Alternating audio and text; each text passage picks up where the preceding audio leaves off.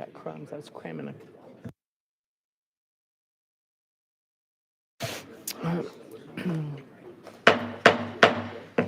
Good afternoon. I'd like to call the Finance, Ways and Means Committee to order for February 27th, 2024. Mr. Clerk, would you please call the roll? Representatives Barrett, Boyd, Camper, Cochran, Crawford, Faison, Freeman, Gant, Garrett, Hawk, Hicks of Hawkins, Hicks of Washington, Kiesling, Lamberth, Love, Lynn, McKenzie, Miller, Moon, Parkinson, Shaw, Sparks, Whitson, Williams, Zachary, Vice Chairman Baum, Chair Lady Hazelwood. Here. Madam Chair, you have a quorum. Thank you, Mr. Clerk. Do we have any personal orders or announcements? Leader Lamberth. Thank you, Madam Chairman. I noticed we have several of our troopers in here today. Thank you for everything you do to keep our state safe, keep our capital safe, keep our people safe. We just really appreciate you. I know we'll hear from you later, but just y'all please make it feel welcome. Appreciate you.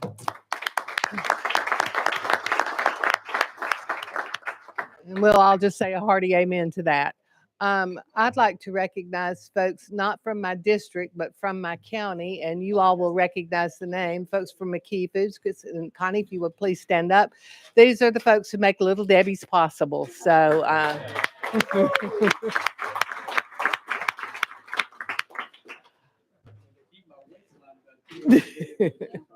any other personal orders or announcements?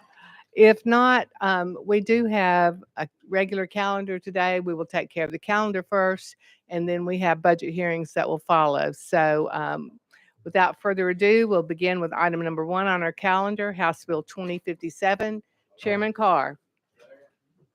Thank you, Madam Chairman Carr, Chair. you have a motion and a second. You are recognized. Thank you, Madam Chair. This is just a good bill here about our taxes. Now, this bill removes the option for a county to wait 5 or 6 years to be reappraised.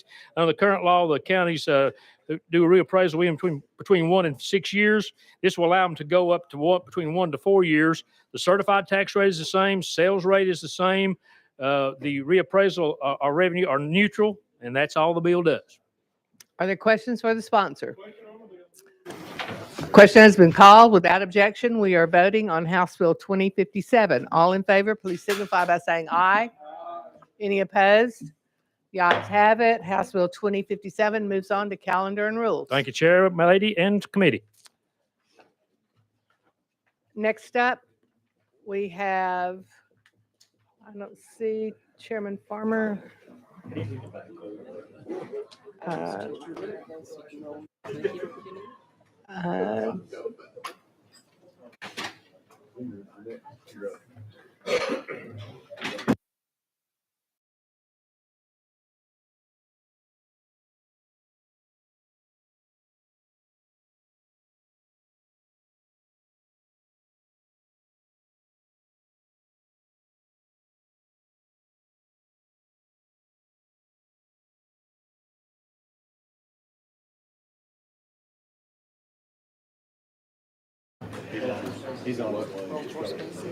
All right, Chairman Farmer has a couple bills up and he is on his way. So without objection, we will roll items 2 and 3 to the Hill.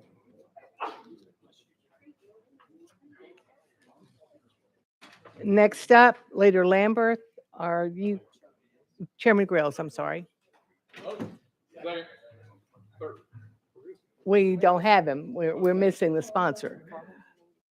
Okay. All right, without objection, we are going to go back to item 2 on our calendar. Chairman Farmer, you are recognized. Motion. I have a motion and a second on House Bill 1824. Chairman Farmer, explain to us what your bill does, please.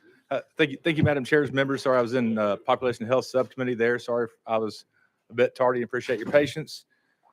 Members, what House Bill 1824 does is add Kroger to the list of precipitants that can contribute monies to our opioid abatement fund through with the settlement of lawsuits. So we're looking to get $40+ million there when this is ripe to settle. So that'll trickle down through the opioid abatement fund that we set up a few years ago that goes local, state, and has the same disbursement policies as we set previously. So that's what the bill does. All right, thank you for that explanation. I think we all recognize that the opioid issue has not gone away, and so these dollars are will be needed and we will hope to be used wisely. Do we have any questions of the sponsor? Seeing none, without objection, we're voting on House Bill 1824. All in favor, please signify by saying aye. Any opposed? We have one no. If you'd like to be recorded as a no, please see the clerk. But House Bill 1824 passes on to calendar and rules. Chairman Farmer, you are recognized on House Bill 1820. Do I have a motion? A motion is second. I'm sorry, and it's House Bill 2000. My dyslexia is kicking in today. Chairman Farmer, would you please explain this bill for Yeah, us? and thank you, Madam Chair. Members, what House Bill 2000 does is brought to me by the Attorney General's office. What they'd like to do is adjust their salary structure. For example, folks over there now, I believe, get paid once a month. This would give them an opportunity to pay folks biweekly or weekly if they choose to do so. And it would set those salary adjustments as well with the Class 1 officials, such as the Commissioners of Education, Finance Administration, Transportation, Constitutional Officers, Treasury, Secretary of State, and Treasurer. So it allowed them just to make some adjustments in regards to their salary structure, and that's what this bill does. And I'd move passage. Questions? Leader Lambert. Thank you, Mr. Chairman. I'd just like to declare a conflict. I'll be voting my district and my conscience on this one, but I have a close family member that works at the Attorney General's office, so would like to publicly declare a conflict. Thank you. All right, so noted. Representative Miller. Thank you, Madam Chair, Lady. Mr. Chairman Farmer, what is the current salary of the Attorney General and exactly how are we increasing these amounts? Chairman Farmer. Madam Chair, I do not know the current salary of the Attorney General, and I don't know the salaries of those the Class 1 officials either. Those, I believe, are on the state's website for everybody to look at to see what we pay our officials there. Well, I think, unless I'm reading this wrong, Class 1 official, it's $264,000, dollars. And each year, are we planning on increasing by $50,000 to the Assistant Attorney Generals? Is that what we're doing? Chairman Farmer. I do know that this change would assist in the compression issues resulting from how we hire and the folks that we hire into the state. By the time we have folks that come in, we train them and they're doing a good job, next thing you know, private industries plucked them out. So I think in the long run, even by increasing the salary a bit, I don't see that it would be $50,000 a year. But I think by increasing our salary and keeping up with the competition, because we want the strongest and brightest folks to work for the state, and we want, once those folks come in, once we train them, we want them to stay there and Yes, be sir. long-term employees and have a career and be able to, reap the benefits. And so. Leader Lambert, you're recognized. Move previous question. Oh, I'm sorry. Without objection, we'll go back to, I thought you had a question for the sponsor.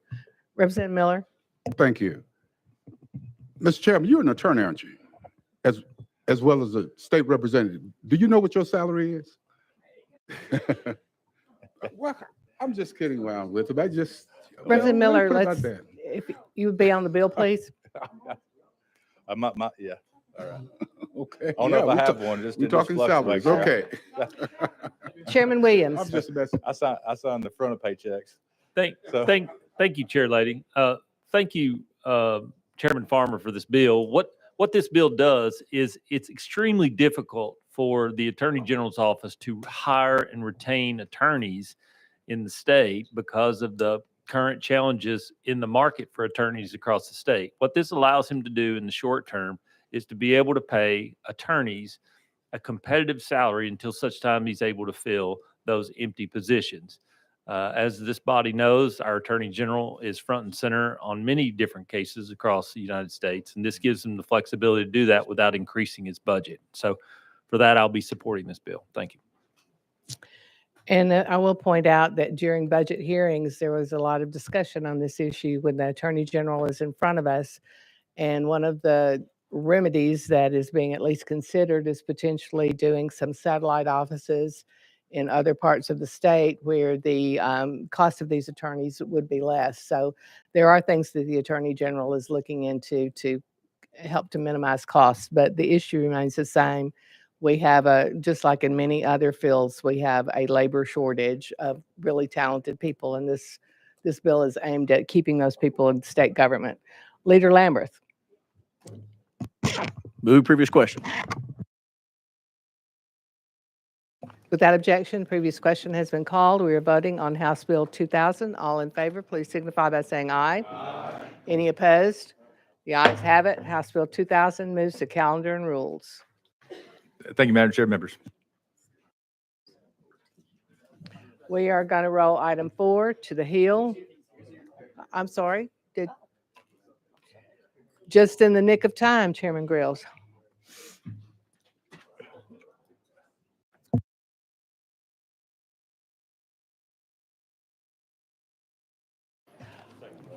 Chairman Grills, you have a motion and a second. You're recognized. Thank you, Chair Lady, and I am sorry for being late if I was late. I got a few texts saying to get down here hurriedly. Thank you for that. The main point of this legislation is to slow the epidemic of illegal tire dumping and help DAs charge bad actors for their crimes. By first creating a registration for waste tire haulers with TDEC, second, requiring a manifest system for the tire hauler. They will provide a copy of the manifest to the place of origination and a copy of the manifest to the end user, which will be like a landfill or a shredder. This will also help DAs build cases and charge those that are dumping tires illegally. This also will clarify that TDEC can provide funding to local governments for cleanup of illegal waste tire dumps, provided that local governments sufficiently demonstrate the need and document the use of currently available funds. With that, I renew my motion. You've heard the sponsor's explanation. Do you have any questions? Chairman Hawk. Thank you, Madam Chair. And I'll reiterate to the sponsored legislation what I said in subcommittee. This having a destination from point A to the end point for these used tires is critically important to someone whose river has suffered mightily because of this, the Nolichucky River in Northeast Tennessee. I applaud this effort and hope that it goes a long way in helping the problem that we've got. So thank you, Madam Chair and members. Any other comments or questions for the sponsor? Previous question has been called. Without objection, we are voting on House Bill HB 1689. All in favor, please signify by saying aye. Aye. Any opposed? The ayes have it. House Bill 1689 moves on to calendar and rules.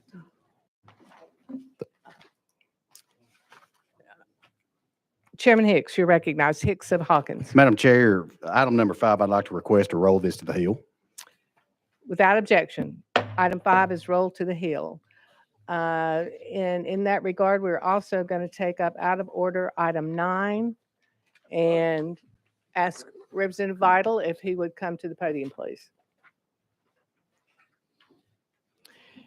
We have a motion. We have a second. We have a motion and a second. Representative Vital, you're recognized. Thank you, Madam Chair, Lady Committee. I'm here on behalf of House Bill 1888, on behalf of the administration for state parks. This will ensure that state parks can consistently and efficiently meet visitor expectations by decreasing the time it takes to procure and render necessary services and hospitality to its customers. Our state parks have become more than just trails and waterfalls. They encompass marinas, lodging, golf courses, and more. Simply, this legislation will clarify that TDEC can use its in-house procurement authority for any park facility used in connection with fee-based recreation or that's intended to be revenue generating. Overall, the changes will reduce duplication and effort by allowing state parks to utilize the same vendors as facilities that are currently used in other parts of the park. With that, I'm available for explanation. Thank you. Question has been called. Without objection, we are voting on House Bill 1888. All in favor, please signify by saying aye. Aye. Any opposed? The ayes have it. Your bill moves on to calendar and rules. Thank you, Representative Vital. Thank you, Chair Lady. Thank you, That Committee. brings us back to item number 6 on our calendar. By Representative McCallum, you have a motion and a second. Representative, you're recognized. Thank you, Madam Chair. Members, this bill comes to us from our Secretary of State.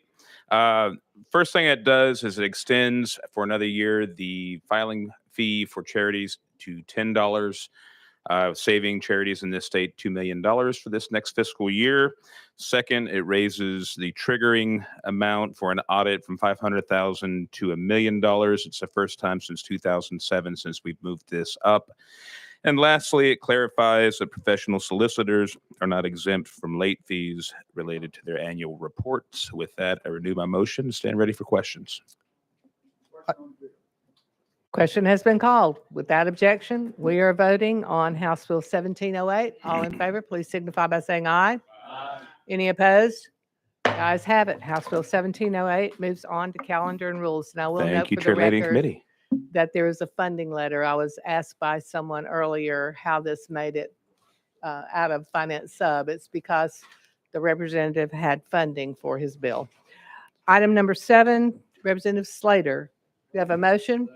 We have a motion and a second. Representative Slater, you're recognized. Thank you, Madam Chair and Committee. House Bill 1675 is an administration bill for the Department of Children's Services. This bill opens up the eligibility criteria for the Relative Caregiver Stipend Program.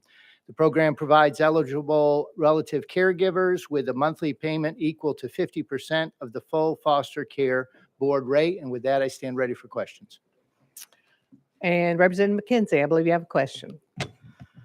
Thank you, Madam Chair, and thank you, sponsor, for bringing this bill. My first day here in Nashville, after getting elected in November, got a call from Miss Green out of Knox County, and great lady who's taking care of her 3 grandchildren, doing everything she needed to do, but there was no vehicle for her to get any kind of reimbursement as these kids were growing, and other than put them in the state custody and send them away. So this was a great start with the pilot program. And her deceased husband worked for our local electric company, and the pension was too much, just too much for her to kind of consistently get this. Because they counted these funds, she would get it, but then they counted the funds as income, and that put her over the top because it's 200% of poverty. And so thank you for bringing this piece of legislation. It's half, but it helps. It's half, what the foster parents get, but it really does help. This is a valuable piece because I firmly believe the best place for our children is with folks that know them and love them. Foster parents may grow to love, but they know their grandchildren, their nieces, their nephews, their sometimes brothers and sisters, and they love them. So this, when at all possible, if it's a safe and stable home, this is the way to go. So thank you for bringing this piece of legislation. Other comments or questions? Seeing none, we are voting on House Bill 1675. All in favor, please signify by saying aye. Aye. Any opposed? The ayes have it. House Bill 1675 moves on to calendar rules. It also has a funding letter. Thank you, Item Committee. number 8 on our calendar, Representative Stevens. Do we have a motion? We have a motion and a second. Representative Stevens, you're recognized. Thank you, Madam Chairman. This bill comes from the Rutherford County School Board and our reading specialist. And what it would do, if successful, is it would remove the requirement that LEAs administer a pretest to students that are attending one of the learning camps under the Loss Remediation Act.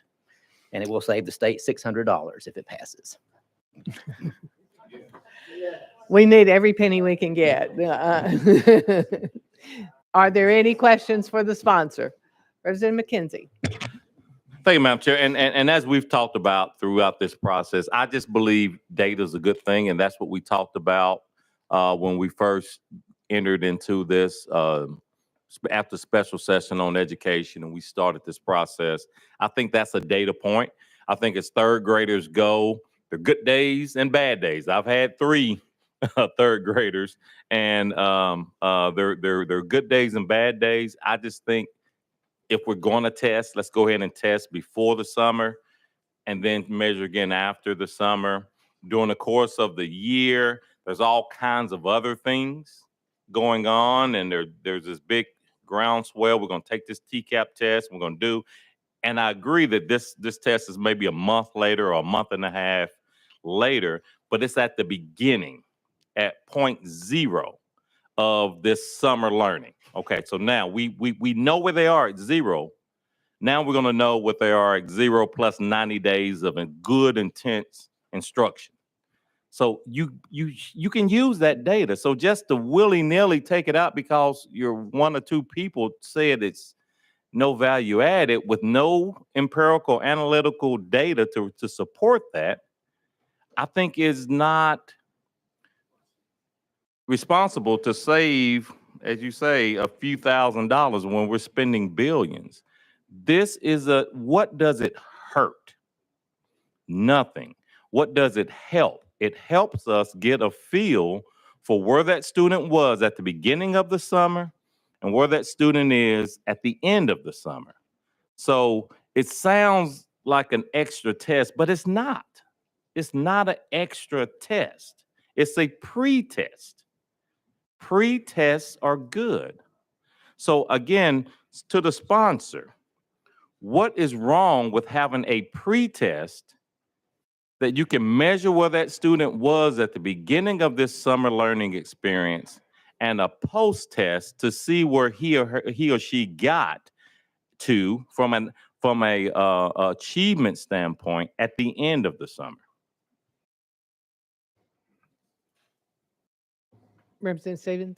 Thank you, Madam Chairman. There is nothing at all wrong with having the pre-test, and the school districts still can do the pre-test if they want to. It removes the requirement that they do that. Our school system thought that that first day of the summer camp would be better used with instruction instead of taking a test again. Representative McKenzie? Thank you, Mr. Chair. That's, to me, is even worse. We passed a statewide 3rd grade up. We're all getting an Amber Alert. All right. Thank you all. He just sent it. So that's, to me, is even worse. That way, now you're going to get non-uniform responses. We set this up for a reason, and we made it mandatory statewide for a reason.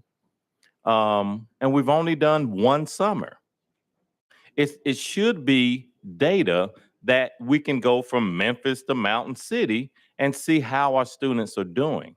We're not going to have that anymore. So to me, it's even more dangerous not to understand where our students are testing in some areas and others, because you're going to put some value on that. People are going to apply value to either taking the test or not taking the test. But if you can't compare it to maybe this county's doing a good job, maybe that county's doing a bad, then I don't see where we're going to get where we want to go as far as the state as reading comprehension goes. Thank you. Chairman Williams? Thank you, Chair Lady. Just delighted to know that our colleagues are in favor of testing. I will say approximately, plus or minus a few days, from that final test until the current pre-test, which is not mandatory, about how long of time would that be and how many days of instruction would there be? Representative Stevens? Thank you, Madam Chairman. Now, which test are you referring to? Well, There's so the many en- tests in this time Chairman frame. Williams? There's the reason why there's a pre-test is because there's an assumption that there wasn't any data from the student prior to the beginning of the summer learning program. At the end of their school year, though, they take a test, and that test is extremely close to the same time as the pre-test is. What we found in my district is that a lot of students are over-tested, and we already have a data point from the end of the school year that we can use for the pre-test. In this instance, it would allow those LEAs who want to use that test instead of creating more test anxiety for these students as they go through the summer learning program. Is that correct? Representative Stevens? That is correct. Thank you. Leader Lamberth? Move previous question. We have, question has been called. Are there any objections? Seeing none, we are voting on House Bill 2641, all in favor. I'm sorry, House Bill 1697, all in favor, please signify by saying aye. Any opposed? If you'd like to be recorded as a no, please see the clerk. But House Bill 1697 passes and moves on to calendar and rules. Thank you, Representative Stevens. We are now on item 10 on our calendar, House Bill 2641 by Leader Lambert. We have a motion? Motion and a second. Leader Lambert, you're recognized. Thank you, Madam Chair, members of the committee. House Bill 2641 just leaves an option open for our local cities and counties to reduce their grocery tax if they deem that it's appropriate for them. I stand ready for questions. Questions for the sponsor? Seeing none. We are voting on House Bill 2641. All in favor, please signify by saying aye. Aye. Any opposed? The ayes have it. House Bill 2641 moves to calendar and rules. Thank you, Madam Chair, members of the committee. Item number 11 on our calendar, House Bill 1702 by Chairman Williams. Chairman Williams, we have a motion and a second. You're recognized. Thank you, Chairman and members. This bill just authorizes Go Build Tennessee to be extended from July 1st of this year until July 1st of 2029. This is a current practice that we do, which is a partnership for Go Build between our local high schools and this nonprofit, which was set up by our builders and contractors and road builders. With that, Madam Chair Lady, I'd be happy to answer any questions. Are there questions for the sponsor? We'll note that this is funded. Chairman Yes. Williams, Yes, ma'am. It is funded by the ratepayers themselves. Thank you. thank you. We are voting without objection on House Bill 1702. All in favor, please signify by saying aye. Any opposed? The ayes have it. House Bill 1702 moves on to calendar and rules. That brings us back to item number 5 on our calendar, Chairman Reedy. We have a motion and a second. Chairman Reedy, you're recognized. Thank you, Madam Chair. This bill extends the ground ambulance assessment for another year. Are there questions for the sponsor? Seeing none, we are voting on House Bill 2022. All in favor, please signify by saying aye. Any opposed? The ayes have it. House Bill 2022 moves on to calendar and rules. Thank you, Chair and Committee. Thank you. That brings us to the end of our calendar. Without objection, we will go out of session. And we will ask our friends, we're out of session, and we will ask our friends, Mr. Long, Commissioner Long and his team from the Department of Safety and Homeland Security to please come forward.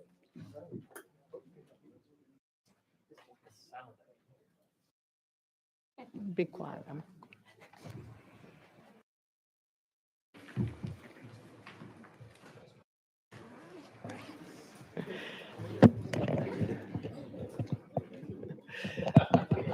Commissioner Long, thank you, and thank you for sitting through our calendar today and waiting patiently for your turn at the podium. And we would just ask you to present for us your budget request for this year, fiscal year 24-25, and to introduce those folks that you have with you at the tables. Thank you, Madam Chair, members of the committee. Thank you for the opportunity to come today. I have Sonia Hadley, who is our budget director, Greg Mays, our Deputy Commissioner of Homeland Security, Colonel Matt Perry with the Tennessee Highway Patrol, Assistant Commissioner Michael Hogan, Driver Services, and also Elizabeth Stroker, our Legal and Director of Legislative Services for you.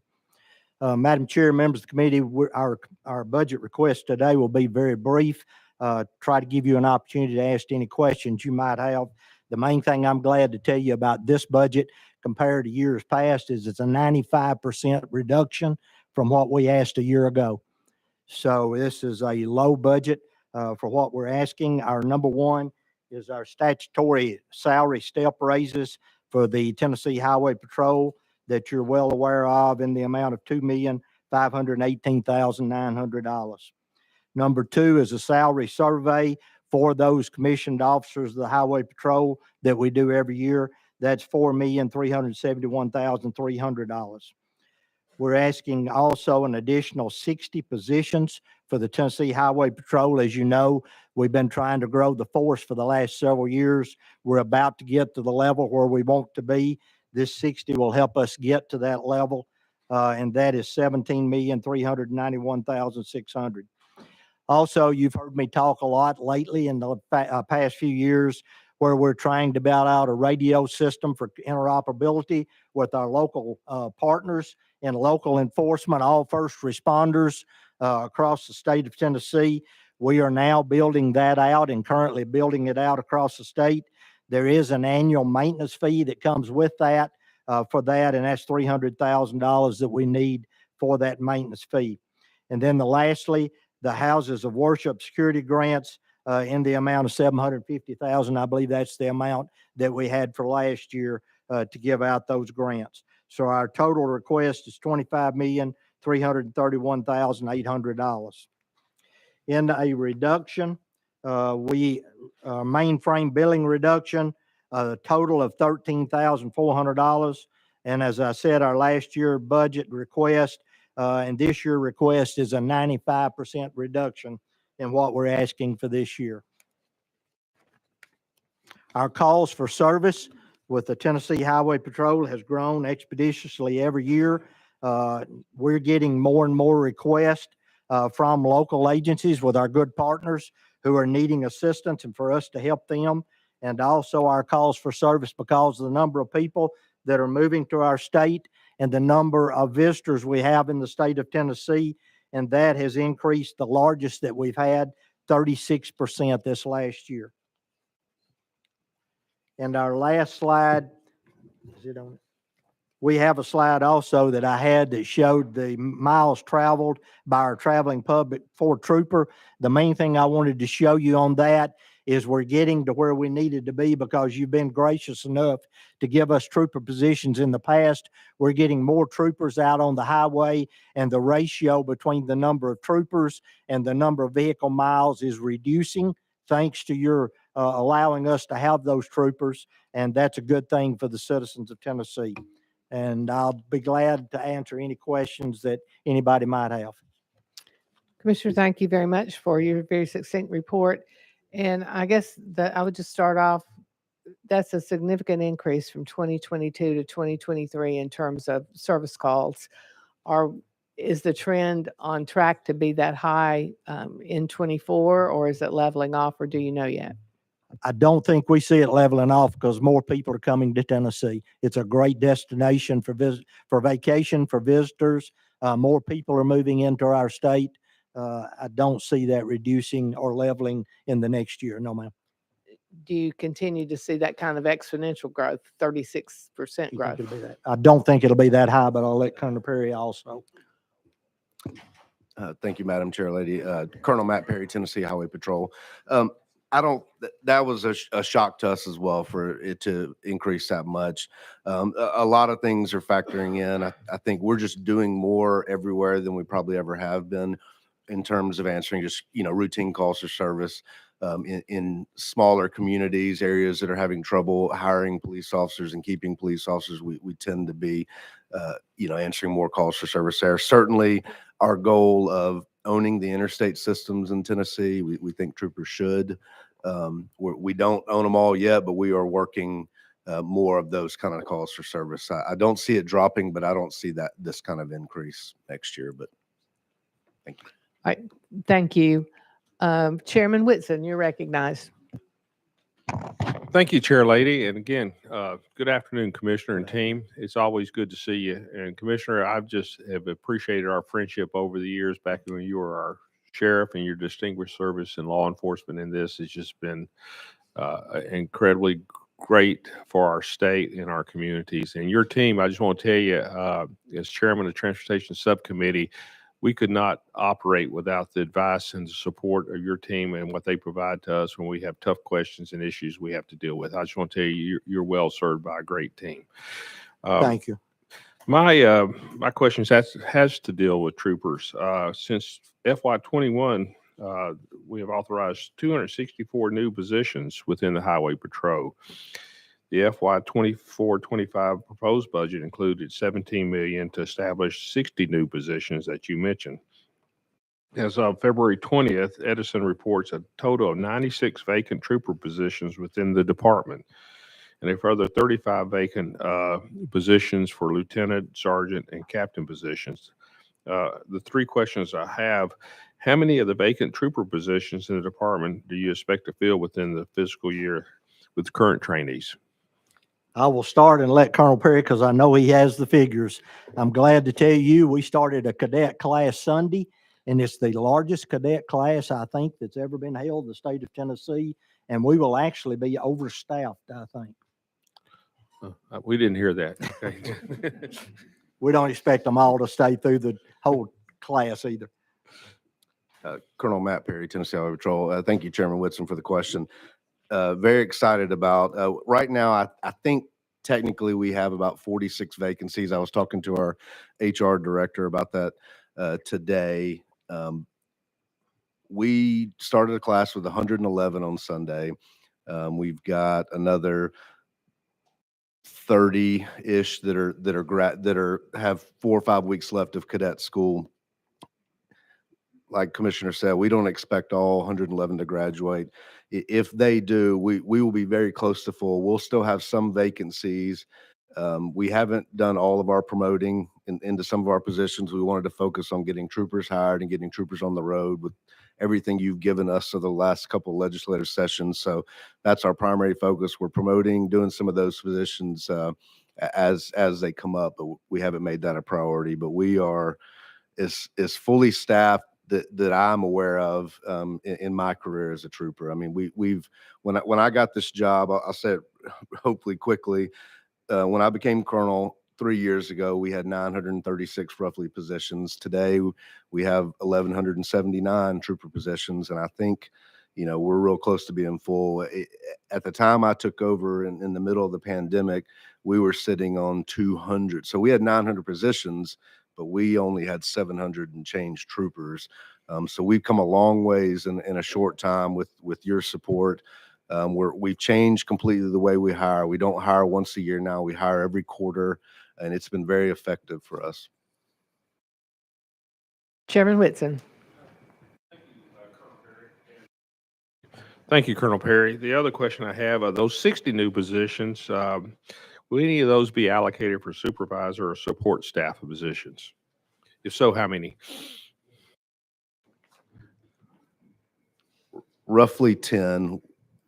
We're looking at the numbers, but roughly 10 of those will be support staff or supervisory positions. 50 will be road troopers. 50 definitely will be road troopers.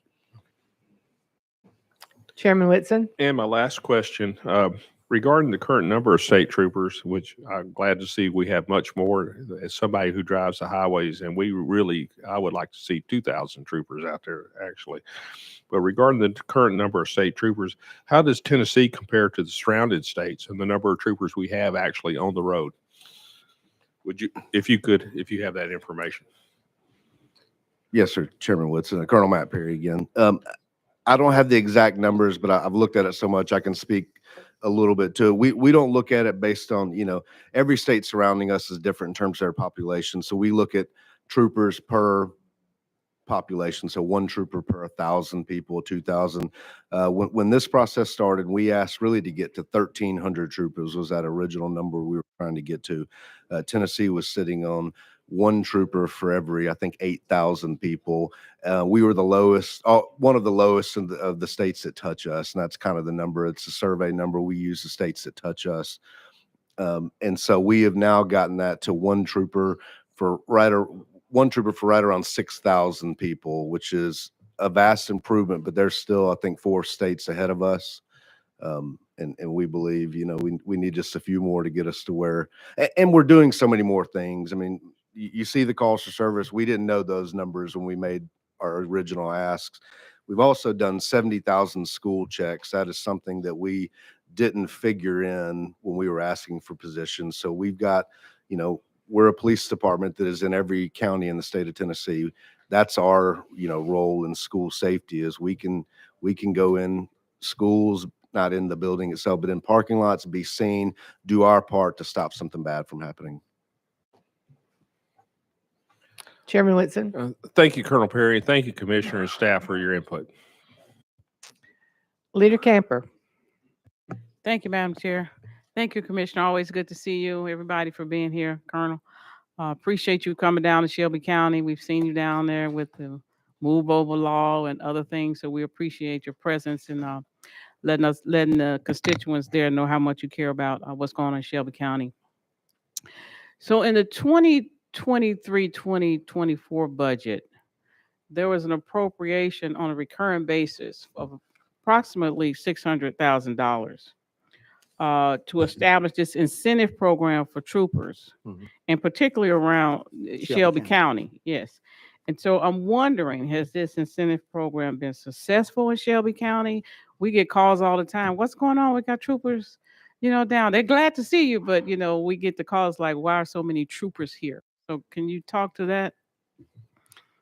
Thank you, Leader Camper, for the Yes, sir. question. Colonel Matt Perry. It's absolutely been successful. So I think you heard me say it last year, but Shelby County, like Davidson and Hamilton and Knox, are big, busy counties where veteran troopers tend to, when they get to a certain point in their career, they want to transfer to one of the outer counties. Less calls for service. It's not a Memphis specific issue or Shelby County specific issue. In this case, it just helped us. We know we're going to put a lot of new troopers. We're hiring. We're putting a whole lot of troopers in Shelby County. We needed veteran troopers. It's helped us get 5 or 6 veteran troopers into Shelby County, but it also, I believe, is retaining those troopers and retaining veteran troopers that were already there from leaving Shelby County. We haven't had, to my knowledge, I may be wrong on one part, we haven't had anybody transfer out of Shelby County since this, and that's why I think it's been successful also. Leader Camper. Thank you, Madam Chair. So that was my next question. Do you think have the number of troopers in serving Shelby County increased as a result of this incentive program, or is it more that you were able to get the veteran officers there, or a little of both? Yes, ma'am. Colonel Perry, I think it's a little bit of both, but the number has increased. We just we met with Mayor Young today, actually, and I was telling him that we just put eight new troopers. Commissioner Long swore them in last Thursday, so 8 new troopers will start next Monday in Shelby County, and there's 10 more that are about to graduate a cadet school in 4 or 5 weeks that are going to be going to Shelby County. So the number is going to double in Shelby in a short period. Leader Camper. Last one, Madam Chair. Thank you, and thank you, Colonel, for your responses. Commissioner, I appreciate, and Colonel Perry, the work that you all are willing to do with the new mayor. We've been encouraging him to come up here, talk to you all, be seen, put your ask in. He's working to put together a crime safety plan. And I think he's reaching out for ideas, concepts, and partners. So I really appreciate that. And hopefully this incentive program can continue to go a long way so we can continue to curb crime in Memphis, Tennessee. So thank you all so much. Thank you. And yes, we met with him today and a great partner. We enjoy working with him. Thank you. Chairman Zachary, you're next. Thank you, Madam Chair. Commissioner Colonel, good afternoon. First question is for the Colonel. Colonel, every number matters to us, and Chairman Hicks and I have been up here having a discussion about you. I just want you to know. So based on the little wager we have going, would you tell us your age, please? Colonel, if you could tell us your age, please. If you were a woman, Colonel, I would not ask you that, but I know you don't mind sharing. Colonel Matt Perry, thanks, Chairman Zachary. I'm 44 years old. We were both pretty close. I want you to know, I'm going to give Chairman Hicks some credit. He said you were in your 30s. 38. Yeah. Thanks, Chairman Hicks. All right. Now that we've got that out of the way, Commissioner, just a quick question related to the $30 million we appropriated for the $122 million for Homeland Security officers related to school safety. Last count, we showed that 61 of those positions were still vacant. Can you just provide us an update on the initiative, what we hope to accomplish by the end of the year, and then just give us an update what the current Homeland Security officers have been able to accomplish, where they are in terms of school safety, since that was the intent of the appropriation. Thank you, Chairman Zachary. Yes, sir. If you don't mind, I'm going to let Deputy Commissioner Greg Mays answer that. He's got the exact numbers. Good afternoon, Deputy Commissioner Greg Mays from Homeland Security, and thank you for the question. We are making tremendous progress. We, as you know, we got the money to hire the new Homeland Security agents on July 1st. At the time the money became available, there were a total of 19 Homeland Security agents in Tennessee, including me. We're now up to 73. We graduated a class, I believe it was 2 weeks ago. We have another class starting in mid-March. And right now we've got 12 agents confirmed for that. We're hoping for about 20 as in the previous classes. The class in March will be class number 4. And then we have a subsequent class in April. Provided we can fill those classes, I feel like we will be close to fully staffed by the summer, minus a few specialty positions that we'll still be looking to hire some support personnel. We are, as you may know, it takes quite a bit to hire a Homeland Security agent. There is like all law enforcement officers, a physical, a psychological exam. There's a background investigation to do because each one of them needs to qualify for a secret security clearance. So we have to get all of that done before hiring. But nevertheless, I feel like we're making pretty good progress in our numbers and we're on track to be fully staffed. As far as what we're doing, we're very busy. We keep track of threats to schools that we know about. I'm not saying that I become aware of every threat to every school, but we're certainly keeping track of the ones we know about. And we're getting an average of 1 per school day in Tennessee. Wow. And our agents are actively investigating all credible threats. Many of them, as you may be aware, are turning out to be hoaxes. It's an increasing problem. But nevertheless, we're investigating every credible threat. We're also working with local education agencies on the multidisciplinary threat assessment teams and working with them in their response and in their training and everything that is part of the legislation that was passed last year. Does that answer your question, sir? Was there more? That does. Just a quick comment, if I may, Madam Chair. Thank you. Thank you for that update. We passed that comprehensive school safety bill, and your portion of it and that appropriation was such a big part of that. I just don't think people realize having a Homeland Security officer in all 95 counties separates us from most states. It allows you to be able to assess threats, work with schools, and be able to accomplish things most states can't in working to protect our kids. So, man, with all sincerity, thank you for the work. It is critically important, Commissioner. Thank you to you and your team, and we appreciate that update. Thank you for what you do. Thank you. Chairman Boyd. Thank you, Madam Chair Lady. Commissioner, Colonel, I appreciate you guys coming out today. And my question is for Commissioner Mays.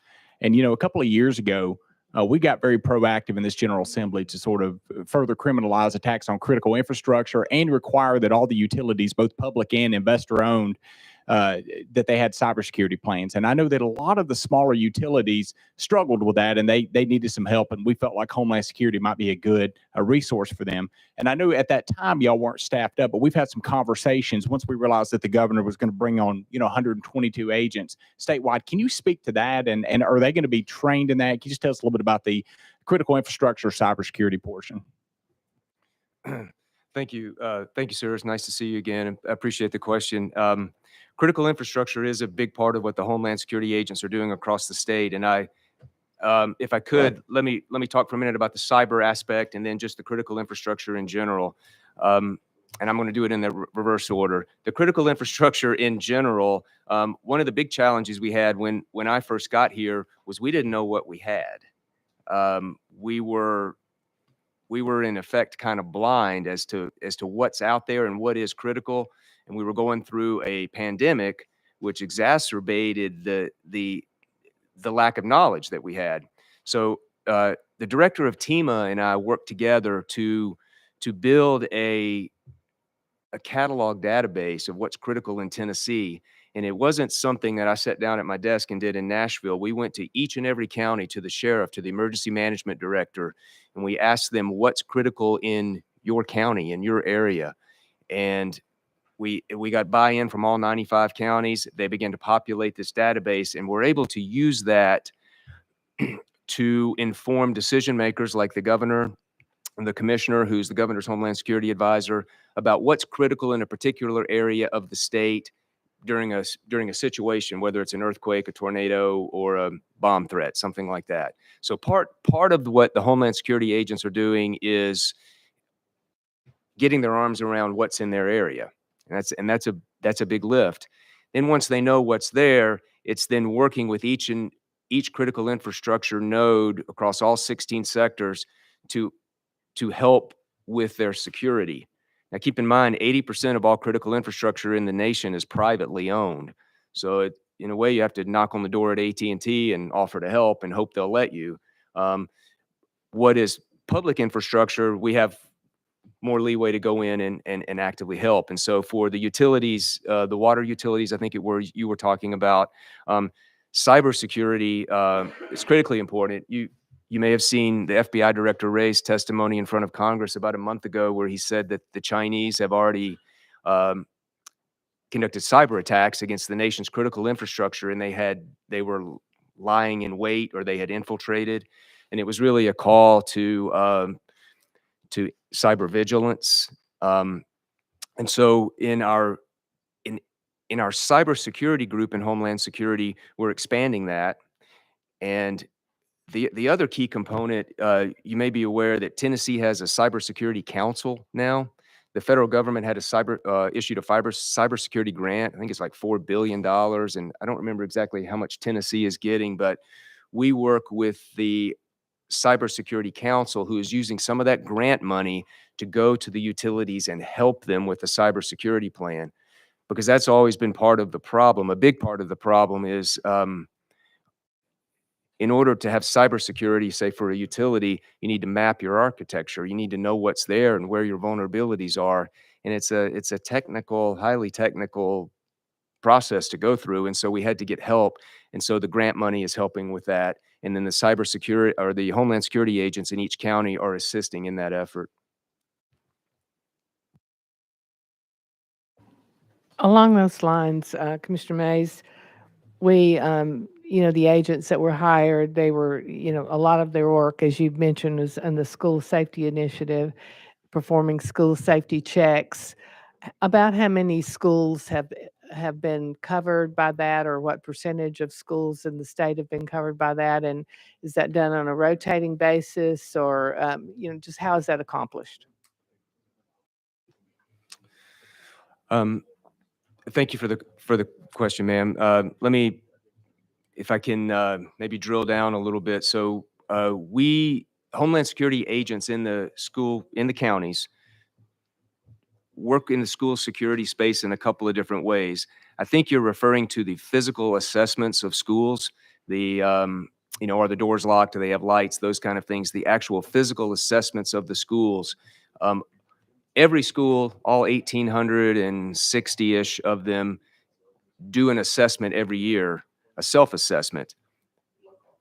Homeland Security has in the past reviewed some of those, and I think last year, before this increase, we were only able to do 30 or so. It wasn't very many. We are up to hundreds now. I don't have the exact number.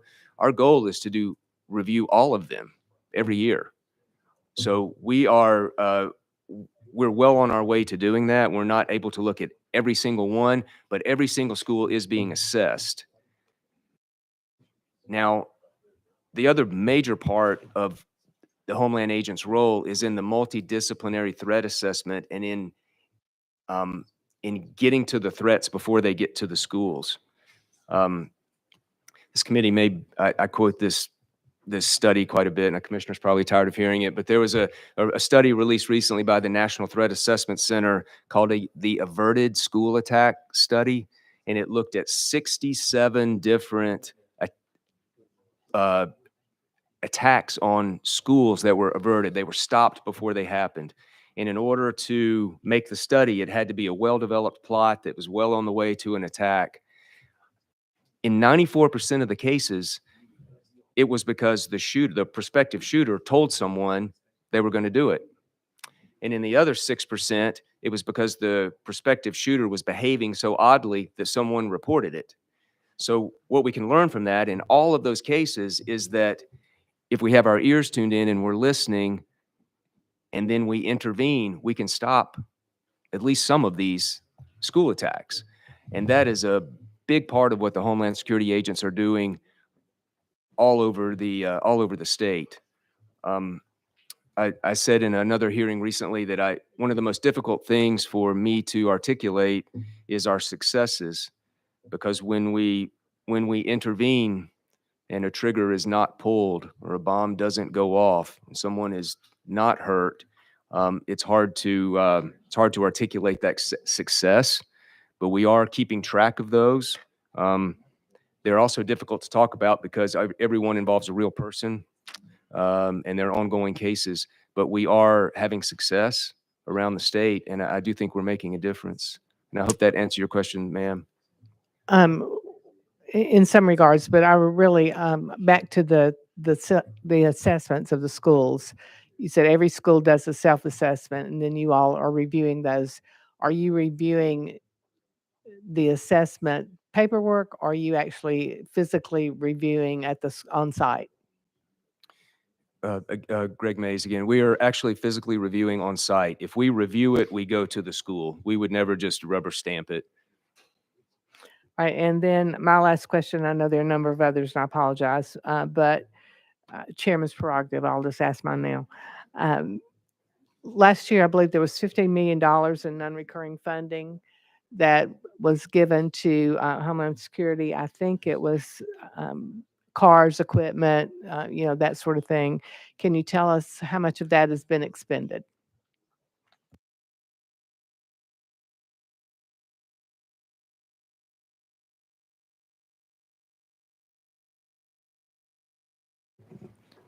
I'm going to go to the money lady.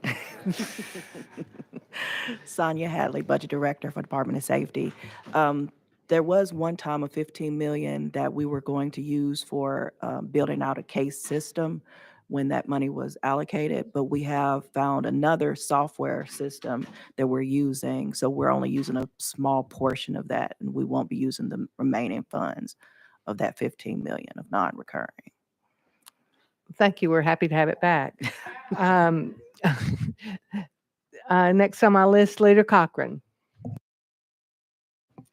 Thank you, Chair Lady.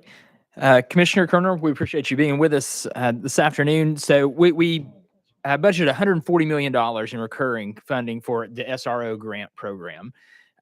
Last year's hearing, we were talking about there were 1,800 eligible schools and only about 1,300 at that time, or excuse me, right now have been covered under the grant program. So since last year's hearing, how has the department been able to work with local law enforcement to increase the number of schools covered under the program? Whoever would like to answer that. Greg Mays, Deputy Commissioner for Homeland Security. Thank you for the question. Your numbers are correct. About 1,357 schools out of the 1,800 have been covered, and we've spent about $101 million of the $140 million. So the question I think you're asking, sir, is, well, who's not covered, right? There have been some jurisdictions that haven't asked for the money. So the money comes from you to the Office of Homeland Security, and we give it to the law enforcement agency, right? And the law enforcement agency will place the SRO in the schools. And it's an endowment grant. It's not a reimbursement grant. So we give it to them up front so they can hire. Now, not all schools in the state have applied for the money, hence the gap there. So that's often a local decision as to why they don't have SROs in every school. Sometimes it may be because that law enforcement hiring, as you know, is difficult anyway. So when you talk about having to hire even more, even if you have the money, it may be difficult to do. Yeah, yes, and to add that despite those limitations, all 95 counties are covered. There is no county that has not, at least some part of it, applied for and received those funds. Okay, and I would assume there's probably an open line of communication between Department of Safety and those schools that are not covered, and I guess maybe trying to encourage that and to see, again, trying to dig a little bit deeper on why they aren't covered. Yes, sir. Absolutely. And are there pending contracts currently with, I mean, maybe ones that you've been working with, or are there any in the works right now? As far as I know, we're up to date. I don't believe we have anything in the works that's going to significantly change the numbers in the near future. Okay. And then just one final, and I appreciate you answering the questions regarding that grant program. Wanted to follow up on kind of what was mentioned a little bit earlier, comparing Department of Safety in Tennessee to surrounding states. Just more personal observation, and Colonel, you may be able to speak to this. I always appreciate the fact that Tennessee has, I feel like they have that healthy presence of THP on the interstate system, but it never feels predatory. Just to be frank with you, I mean, you know, when you travel through neighboring states, sometimes it honestly just feels like they are just hiding in every corner. It feels, again, it feels more like a fee grabbing situation than trying to keep the highway system safe. I don't feel like that's the case in Tennessee. And so just want to commend you for that. And again, I hope we avoid that. Again, you want that presence, but you don't want outsiders traveling through your state, because we are that hub of tourism. You don't want them to feel like they're being preyed upon. Colonel Matt, I appreciate the comments. We pride ourselves on, we want to be that. I think there was my father was a trooper. I've been in it a long time, as Captain Trotter knows. But we want to be a place. We want to slow people down, make the roadway safer, but we're not out here trying to see how many tickets we can write. That's not a trooper's job. We stop cars, be seen. You don't have to hide. Being seen on the side of the road in the middle of the interstate slows people down, makes the roadway safer. That's our goal. I appreciate that. Thank you. Chairman Williams. Thank you, Chair Lady. Thank you, Commissioner and Colonel, for being here. I had a question about the TACAN Towers communication system. It looks, over 2 years, I think we invested $535 million, pretty big number. It was an even bigger number when we did it back then. When I look at the balance in that fund from into the summer last year, it looks like there's about $179 million left in that fund. My question is how much do you expect to expend all that revenue? And if so, how long do you think it's going to be before we're fully built out with the new communication system? Jeff Long, Commissioner. Chairman Williams, I will let Jeff Gray, our Director of TACAN, answer that, but we expect it to be about a 3 to 4 year program to build them all out. There's 300 and something towers across the state that we're adding, and it probably will take all the revenue for that. And we've bought radios for all state agencies. All the state agencies now have new radios. So it's a comprehensive plan for all, and we're putting ambulances. We're also putting trauma centers on it. It's a comprehensive interoperability system for all first responders, and I'll let Gray answer the rest. And thank you, Representative Jeff Gray, Director of TACAN. Good question. The better part of this year we have spent working with the State Real Estate Office and our consultants, BGA, to get a package to build out so that we can go out to procurement for each of the sections of the infrastructure needed. So the first step is to build out the RF infrastructure across the state. Much like a cell company, we've got to have the wavelength out there to do it, doing those in packages, with the intent over the next 3 to 4 years to have a comprehensive package to have all of nearly 300 towers. It may not take that much planned, so that money is planned to be expended, and then probably closer to 5 years to actual construction and completion. Okay. Thank you. Next on the list. Oh, I'm sorry, Chairman, will you have follow up? I do. Completely different subject matter, but based upon the Colonel, the number of calls, I wondered if you could distribute to the Chair Lady's office just an average number of calls based upon the number of troopers. It could be, we've made a significant investment in your department because we know particularly areas across the state where you're needed much more than others. And so when I look at those numbers going up, it'd be good to be able to look at it a little more granular level, be able to see, okay, well, we've added 200 some odd troopers in the last couple of years. It could be that we're just able to serve more number of people. I think it also would speak to the safety and security of the state if we're having fewer calls.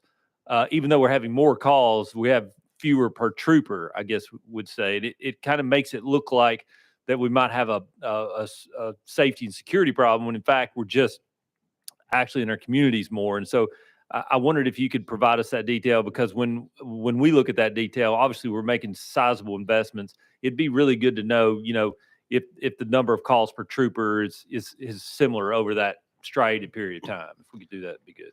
Absolutely, we can provide that. I can tell you, we look at that number per trooper, per county. I can tell you, Representative McKenzie might be happy to hear this. Is we work, well, I don't know if happy is right, but we work more calls per trooper in Knox County than almost anywhere. So now that is because historically we have worked the interstates in Knox County and including in Knoxville. So, but yes, sir, we can get that and we'll provide them to the chair lady. Thank you. Chairman Williams? Thank you. Commissioner, I also wanted to say it is really good to see someone in their budget presentation have commas around a number. That means you're actually reducing the cost of state government. I didn't want to miss the opportunity to say that I think of all the budget hearings we've had, you're the first person to bring us something in commas. I know it wasn't a lot of money, but every dollar counts. And so I really think that's important. Also, Chairman Williams, I just want to point out those aren't commas, they're yes, parentheses. I'm sorry, Brenda. Yes, I never was very good in school, but I know what that number means. But I will say, one of the investments that this body committed to make many years ago that the governor did include in his base budget this year was the investment into protecting our places of worship. I had an opportunity to meet this week with the Jewish Federation here in Tennessee, from members of that Jewish Federation all across the state. I don't think that most of the members, or maybe even you guys, understand the impact that small amount of money makes as it relates to protecting synagogues across the state. As you guys well know, we had a protest here in this community, and that is a regular occurrence that happens in our synagogues across the state. We want to make sure that the Jewish Federation, the people here that call Tennessee home, know that they have our support. And so I just want to take an opportunity to thank you for that initial investment. So we didn't have to, first of all. And secondly, it just recognizes so that the Jewish Federation across the state, they look at the budget now and they see that it's important to us because they've made it important to us. And I just want to thank you for including that and making it part of your presentation today. Thank you.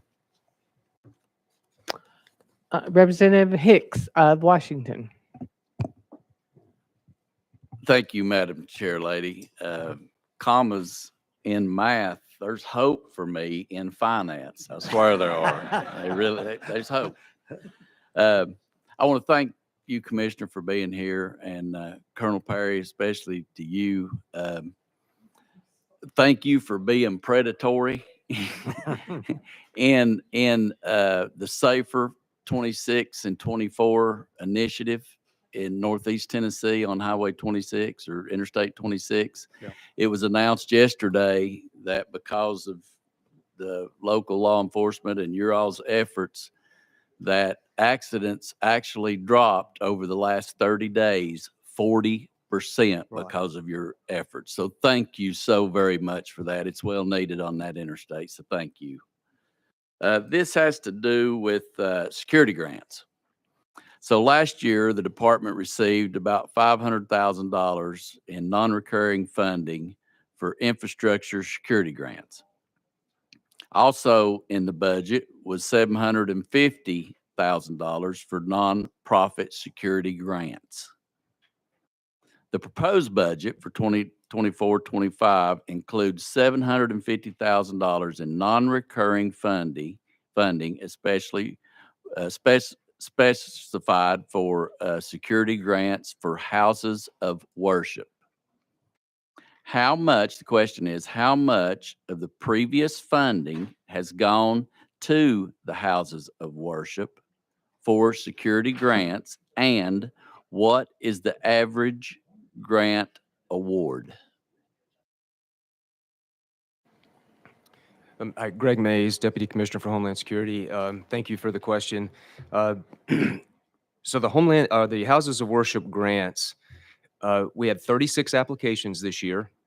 The total ask for all those 36 applications was just over $2.2 million. So we only had $750,000 to award. And so what we did is score each of the applications and evaluate them based on the need and the demonstrated threat and what they intended to do with the money. We had several people in my office score them, and then we ranked them.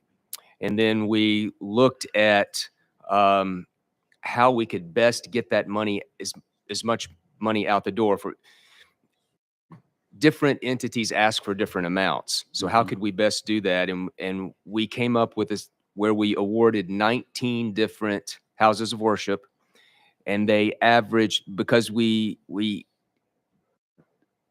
applied a percentage to each of them, so they each get about 65 or 68% of their ask. And that took up the $750,000.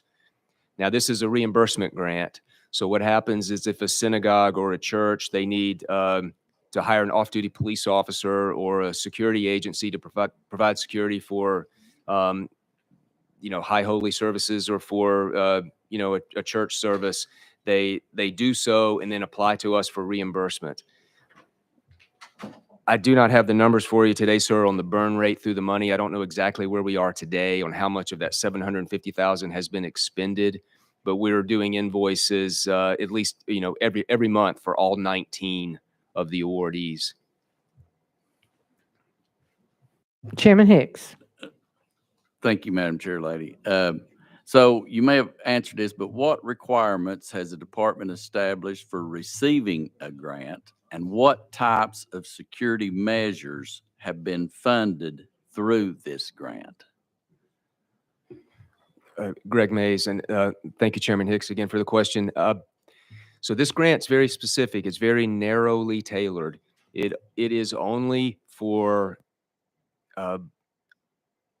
law enforcement officers or a state authorized security agency to provide security at a service or at a Jewish school that's part of a synagogue. This grant does not cover, say cameras or fencing or other things like that. There is a federal grant that is administered through my office, the Federal Nonprofit Security Grant, that does cover all those things. And we certainly assist our houses of worship across the state in applying directly for that federal money. That's a direct application from them to the federal government. My understanding of these state funds, it was to address a gap where the federal money is very difficult to use that for armed security at a synagogue, just really difficult due to the federal rules. And so this grant came about to pay for that very specific need. So how do we evaluate it? The application, we ask each applicant to explain what the threat is, any kind of incidents they've had, say at the synagogue or at the church previously, why they think they need armed security at a certain service, or any amplifying information they can give us. And then we evaluate it. Again, 4 or 5 different people in my office independently evaluate it, and we bring it all together and make a decision on who to award the money to. And there's certainly not as much money as there is an ask. Thank you. Thank Chairman you, Madam Moon. Chair. Thank you. Chairman Moon, you're recognized. Thank you, Madam Chair Lady, and Commissioner Long and Colonel Perry. Thank you so much for what you did for Blount County during that time of tragedy. Sheriff Barong and others really appreciate it. And I know Director Roush is back and going to be coming up, but you don't know how much that meant to our community and how much it helped. I've got a couple of questions having to do with handgun safety courses. Last year we created Public Chapter 445, the voucher program through the department, to offset the cost of people taking a handgun course for the first time. Just a little over $1 million was taken out of the permit reserve funds used to fund this voucher program. To date, can you give me kind of an update on how many vouchers have been provided?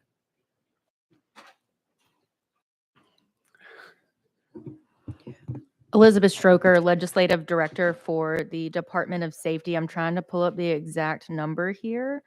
I know that we issued the first set of invoices at the end of January, since we're doing it on a monthly basis. There have been 233 schools that have been involved. I'm trying to find the exact number. I have it somewhere. It just may take me a minute. If you'll, or Sonia, do you know if you have that exact number?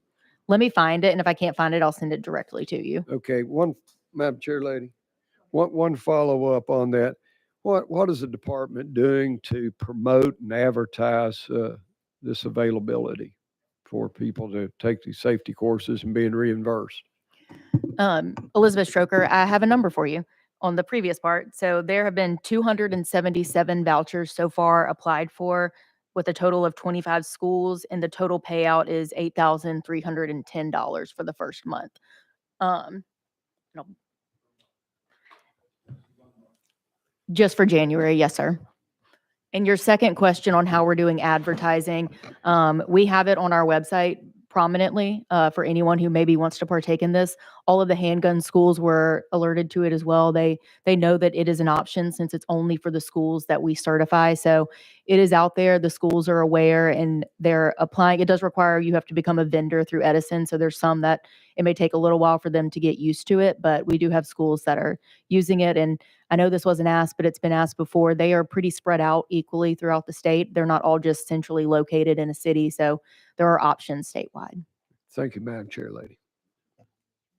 You just gave me nightmares with Stoker when you mentioned that it's Edison based. If I were them, I would run. Chairman Crawford. Thank you, Madam Chair Lady. During last year's special session, we gave $1 million to the department to create the public safety campaign. Can you tell us how that's going and how much of that has been spent to date?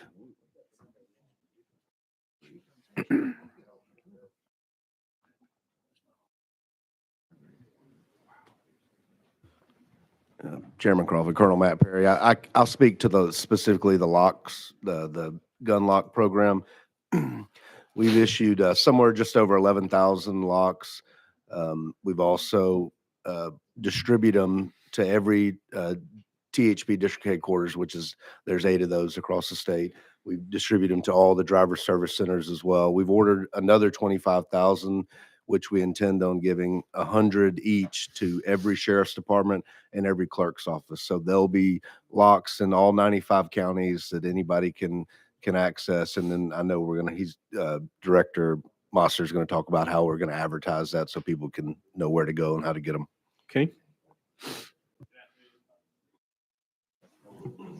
Good afternoon, Wes Moster, Tennessee Department of Safety and Homeland Security Communications Director. To answer your question about the advertising and where we are, we launched our website. It's called safestoretn.com in January. That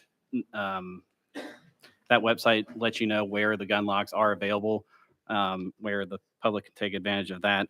We are partnering with a production company right now who is producing roughly 3 to 4 videos of different aspects of safe storage of your firearms. The videos will touch on various aspects of gun theft, accidental shooting, suicide prevention, and then one video will kind of overall touch on all those together. We anticipate those videos to be ready in the next couple months, April, May time period, and then we will start distributing those to TV stations, radio stations, billboards, just a wide variety of movie theaters, for example, to really, because people consume their information in a variety of ways. So we're going to really spread this out across the state in a wide variety to really make this as widely known as possible. Yes, sir. Representative Gant. Thank you, Madam Chair. Commissioner, Colonel, thank you all for your time and being here today. Something that's obviously near and dear to me is the alcohol abuse that we're seeing in this state. And Tennessee ranks 12th as one of the worst states when it comes to drunk driving. And in 2022, we saw almost 19,000 DUIs across the state. And it increases 3% every year. And we're also seeing an alarming rate of the DUIs be repeat offenders for their second, third, fourth, fifth, and even sixth DUI across this state. And it's estimated the first time DUI offender, it's estimated that he's driven 20 times drunk before he's caught the first time. And so I say all of that. What are we doing to combat this issue? Colonel Matt Perry, thank you for the question. I know it's near and dear to your heart, and it's it is to THPs as well. And I can tell you, alcohol related crashes, period, are going up, and have gone up each year. That's part of, I think I talk a lot about speeders and just being on the interstate, but that's what, one of the troopers' primary jobs. I mean, we stop cars, we work crashes, and we arrest impaired drivers. And that's what more troopers on the interstate systems, on the state and U.S. highways. We look daily at data from where these types of crashes occur, and we try to focus our efforts there. But it's it is a huge problem that is growing, as you just stated. And when you look at the DUI map that is put out by the state, the entire state is lit up like a Christmas tree, from DUIs to actual deaths. So it's not a geographical issue; it's an entire state issue. And I guess the other question I have too, and as I've talked to law enforcement, I've heard over and over again that is there things that we can do to streamline that work in that fatality, that accident that involves alcohol, because it ties up. I know a lot of troopers across the state, and one thing I've heard consistently is it just takes so long to process. And I know there's a lot there to process, but is there anything that can streamline that process there? That's a great question. I don't know that I can answer it. It's something we struggle with too. I mean, in 95 counties, it's different. So, to your point, it's a problem in 95 counties to some degree, and every county has their own court system, their own district attorney's office, and the way processes work. So, the best way I know is just trying to put police officers, specifically in our case, troopers, in the right places, the right times of day where these types of crashes happen. We analyze, like I said, the crashes, even the DUI arrests, where those happen. You referred to the maps, and that's how we allocate our manpower. That's the best that I know. But I promise you, we'll go look for better ways to do it. I work with my counterparts around the country trying to figure out better ways to make us better. Yeah. All right. Thank you, Madam Chair. Representative Parkinson.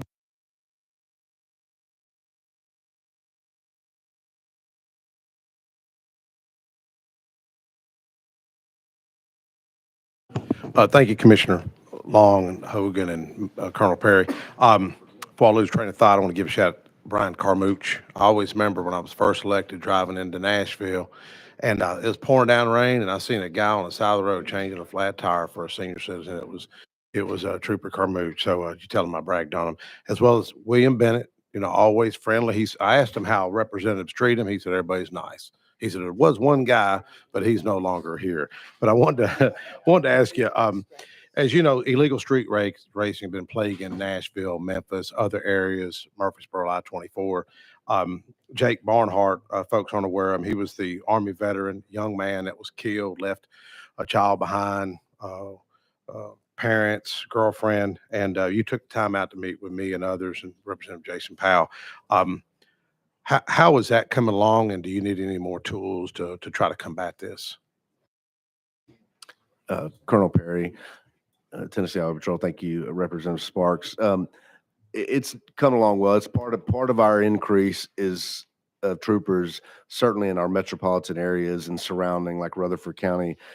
We're putting more troopers there. We're focusing. We're trying to get our people trained in, primarily troopers have we just go out and stop cars, stop people that are violating traffic laws. But we've got our criminal investigation division, our aviation unit. We've got everybody working together along with our partners in Nashville, Rutherford, Memphis, trying to curtail this problem, because it's a nationwide problem as well, just as impaired driving is, and growing. So those are the tools that we have, more personnel and getting our people better trained to, because it's not just about catching them in that moment. It's, a lot of people get away. It's investigating after the fact and putting good cases together.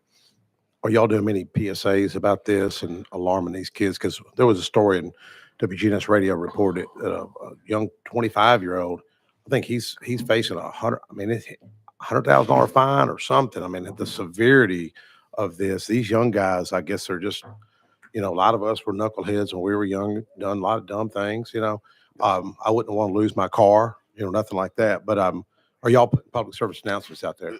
Probably not as much as we should be. Yes, sir. Thank you.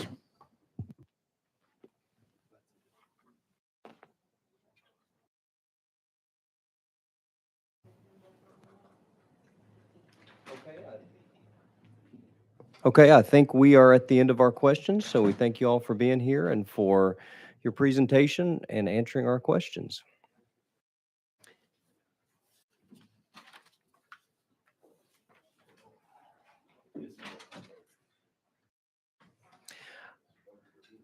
Okay, and next up will be the Tennessee Bureau of Investigation and Mr. David Roush.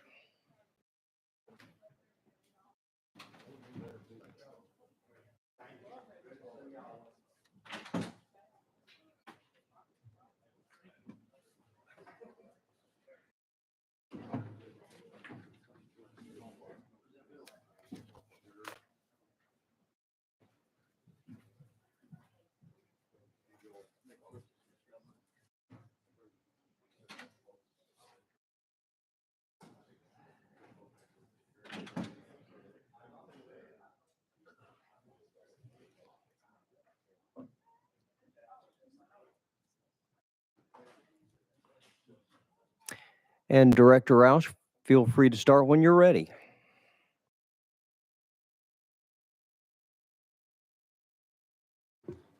There we go. Thank you very much. I appreciate it. I want to introduce the team that's here with me. To my right is our Deputy Director, Brad Nealon. To his right is our Director of our Fiscal Services, Brian Senecal. And to my left is our Policy Director, Patrick Powell.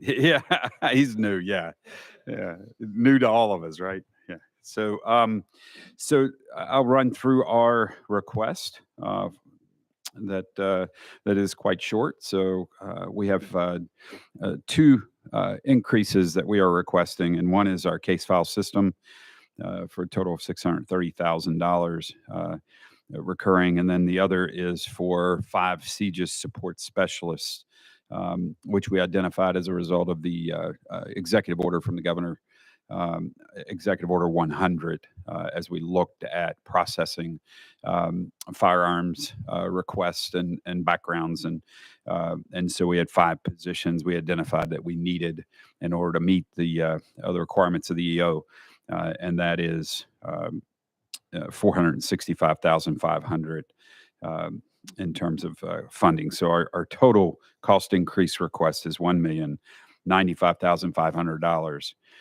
We have a supplemental request, and it's a result of supply chain issues. We had one-time funding that we were unable to spend because of the supply chain that we reverted, but we're asking that those be provided to us so that we can continue. We believe we'll be able to get these products and services delivered in this fiscal year. And so we've requested, or in the next fiscal year, so we requested $3,023,900 from that as a supplemental. We have no reductions in our budget request. And just a couple things on the case file system. So our case file system is actually way outdated. It is antiquated, frankly. For those of you who are there aren't too many young ones in here, but those of you who recall, we used floppy disk when we created the system. So that's the system we're working on right now. And so we certainly, it's not state of the art, and it's not functional any further for us, and certainly can't collect and store the digital evidence that we are now finding ourselves involved with. And so the system was created back in the 90s. There's literally one person left that can maintain the system in that company that we purchased it from. So it is absolutely at its end of life. And so this is an absolute necessary system for us. What we're doing is purchasing a software as a service with this recurring fund. And so what that will do is give us a new system that is has all the bells and whistles and will continue. So it'll be updated every time they have a new update, it'll get updated. We won't have to pay extra. And so that's the advantage of this system that we are proposing. And I've already mentioned the CGIS specialist, and so that concludes the requests that we have. And so I'll certainly happy to answer any questions, or if I don't know the answers, get the experts here to answer them for me.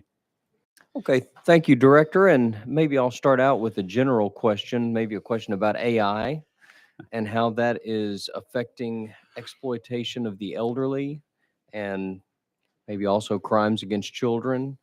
Can you give us a kind of a general update on that and maybe what you're doing to prevent those kinds of things from going on? Absolutely, Chair. So AI is one of those things that it has been described as the technology that it will either cripple our world or will make us really great. And so one or the other, right? And so what we have found is the criminal use of AI has increased.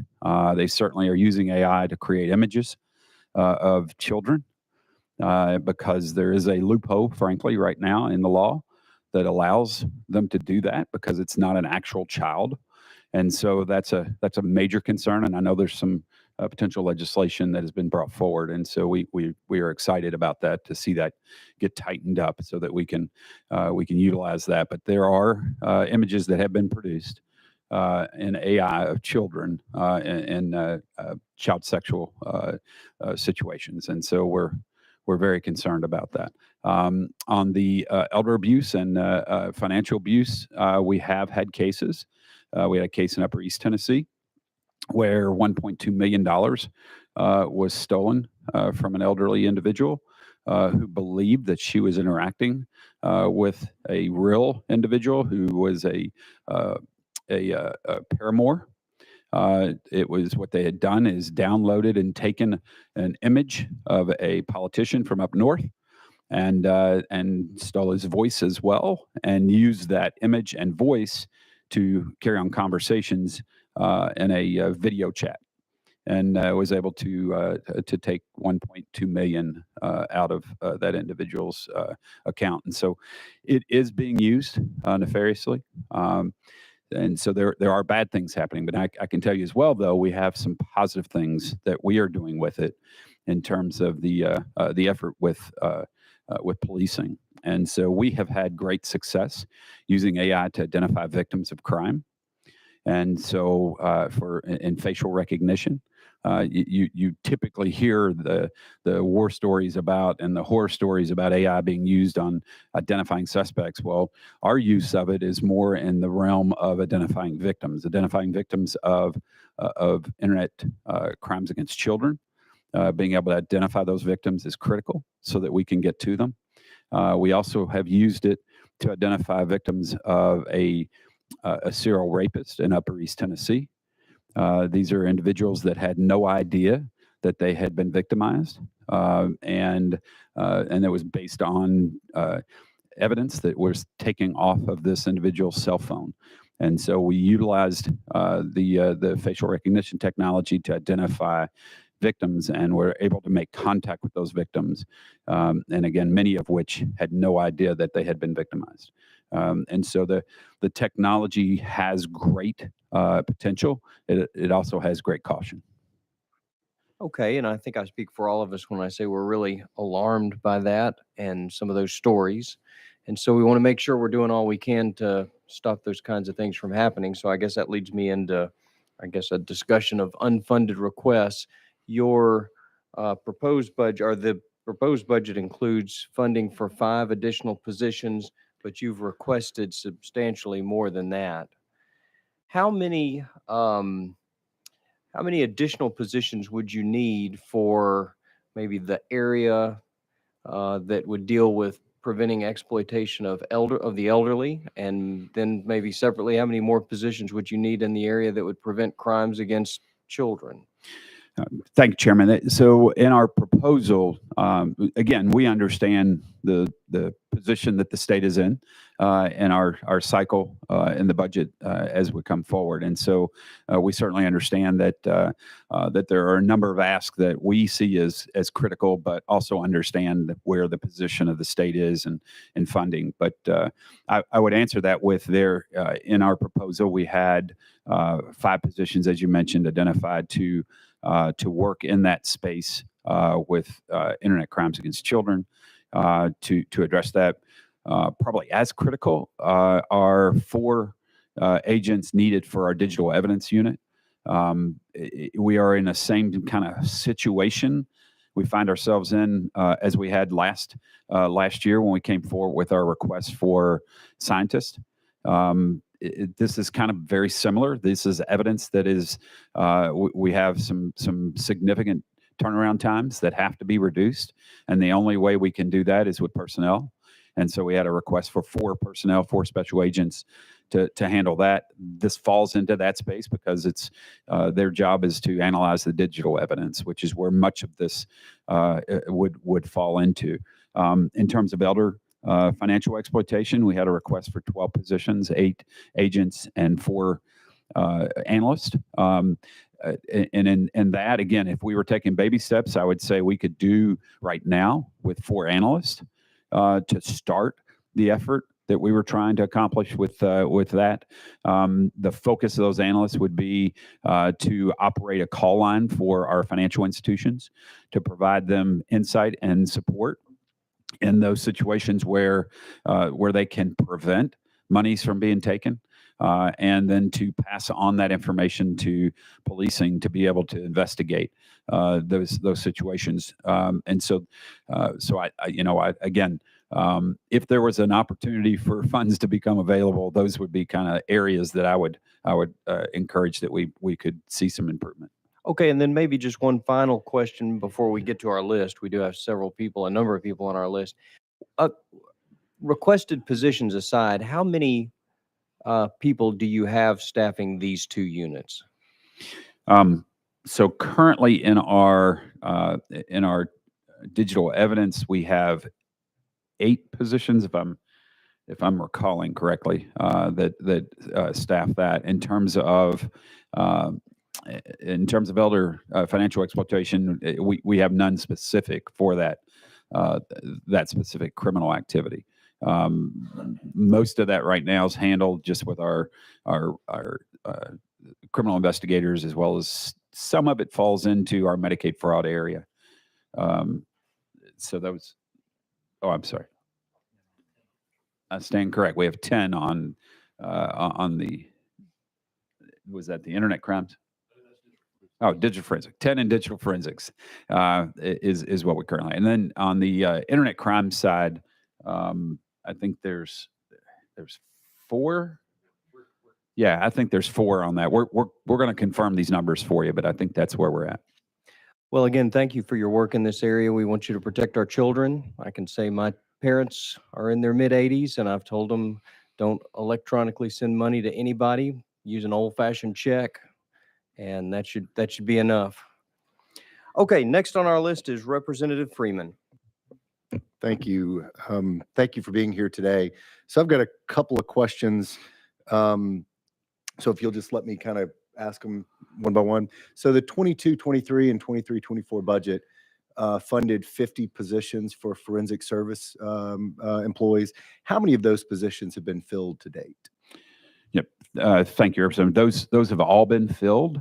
We are all but one right? And so we are in the process of hiring, and so those positions have all been filled. They are in the process of their training. And I know one of the interest areas was DNA processing. And so those scientists specifically, by the end of June, we should have all of those scientists trained up, which will move things forward with our processing of DNA. And to clarify, on the last report that we provided, we were providing a quarterly report on the hiring. I believe we had hired and had in training or in work 46. 4 were still in the hiring or background check process. I believe 1 fell through in the background check process, and we've posted that recently. So that 1 is the only one that's not fully in a hiring process. Good work. Has the backlog in rape kit tests been eliminated? And if not, what's the current status? Yep. So I just saw those numbers today. Now we went a little bit backwards. So we were at about a 15-week turnaround on the kits themselves, and so there's a challenge when we start explaining the processing of kits. But the kits themselves, we were at 15 weeks average across the board. It's gone up to 19, but that fluctuation is to be expected with the number of kits that are coming in, outsourced kits that are returning that scientists have to then review in order for them to be entered into the CODIS system. And so we'll see some of that fluctuation happen as they get this under control, but we are well on our way to meeting the goal that we have, and that's 8 to 12 weeks on our turnaround, actually on all evidence. And so we're well on our way in the sexual assault kits to get to that standard. And so our hope is our expectation is that we will be at that 8 to 12 week on all evidence by January of 25. That's our focus and our goal, and that will be the report we'll be making to the legislature. Hopefully that we have met that and with the resources that have been provided. I look forward to seeing that. So you talked a little bit about rape kits. Are any of the other tests currently experiencing a backlog? And I just want to clarify. So you're saying there's no difference between Jackson, Nashville, Knoxville labs. They're all at 19 weeks. No, there's fluctuations between each of the labs. The average of the 3 is 19. Got it. So frankly, the one that is actually the longer of the 3, just looked at it. Yeah, Jackson's actually the best. So our west is actually performing better. The longest turnaround right now is Knoxville. And so we're working on that one. Again, it's a number of scientists that are trained, and so they haven't got their scientists in place yet that are in the training process. And so that's really where the longest is. But it's a fluctuation between the 3 labs, but average of the 3 is 19. Great, thanks. And so two more quick questions. So we talked a little bit about AI a second ago. Is there any appetite or any use to use AI to search the internet for trafficking sites? Gone are the days of people going on to Craigslist and Backpage. My understanding now is that high 90+% of all of this is happening online. Is there an ability for us to use AI to scrape those sites? And then secondly, what are we doing to do reverse stings? How many have we done? What would you need financially to do more? I would think that would be a no-brainer. If people are advertising online, other people are finding it, for us to go in, do reverse stings, and let's really shut down this trafficking in our state. Yeah, thank you, Representative. So a couple of things. The utilization of AI to identify images and those potential trafficking advertisements, that is a technology that we are engaged with. So we already have that capability and have been utilizing that. So in our latest HT report to the legislature, it shows the number of operations we did last year, which was the highest number we've done since we've started our human trafficking operations. And so we had 15 overall operations. Now, those are the operations that we're directly involved in. Now, one of the things we've done since 2018 is we rather than having to take on all of them ourselves. We've been doing what I like to call teaching others to fish. And so we've gone out into our local policing and started providing assistance to them and bringing them in on the operations, teaching them how to do them themselves. And so a lot of local policing actually conduct some of these operations as well. They'll get support from our analysts as they do those, and some of our HT agents will assist them. But for the most part, they're running the operation, and we're in an assist mode with them. So while we have conducted 15 of the operations, there are more that have happened throughout the state. We don't disagree that the proactive efforts are what's most effective.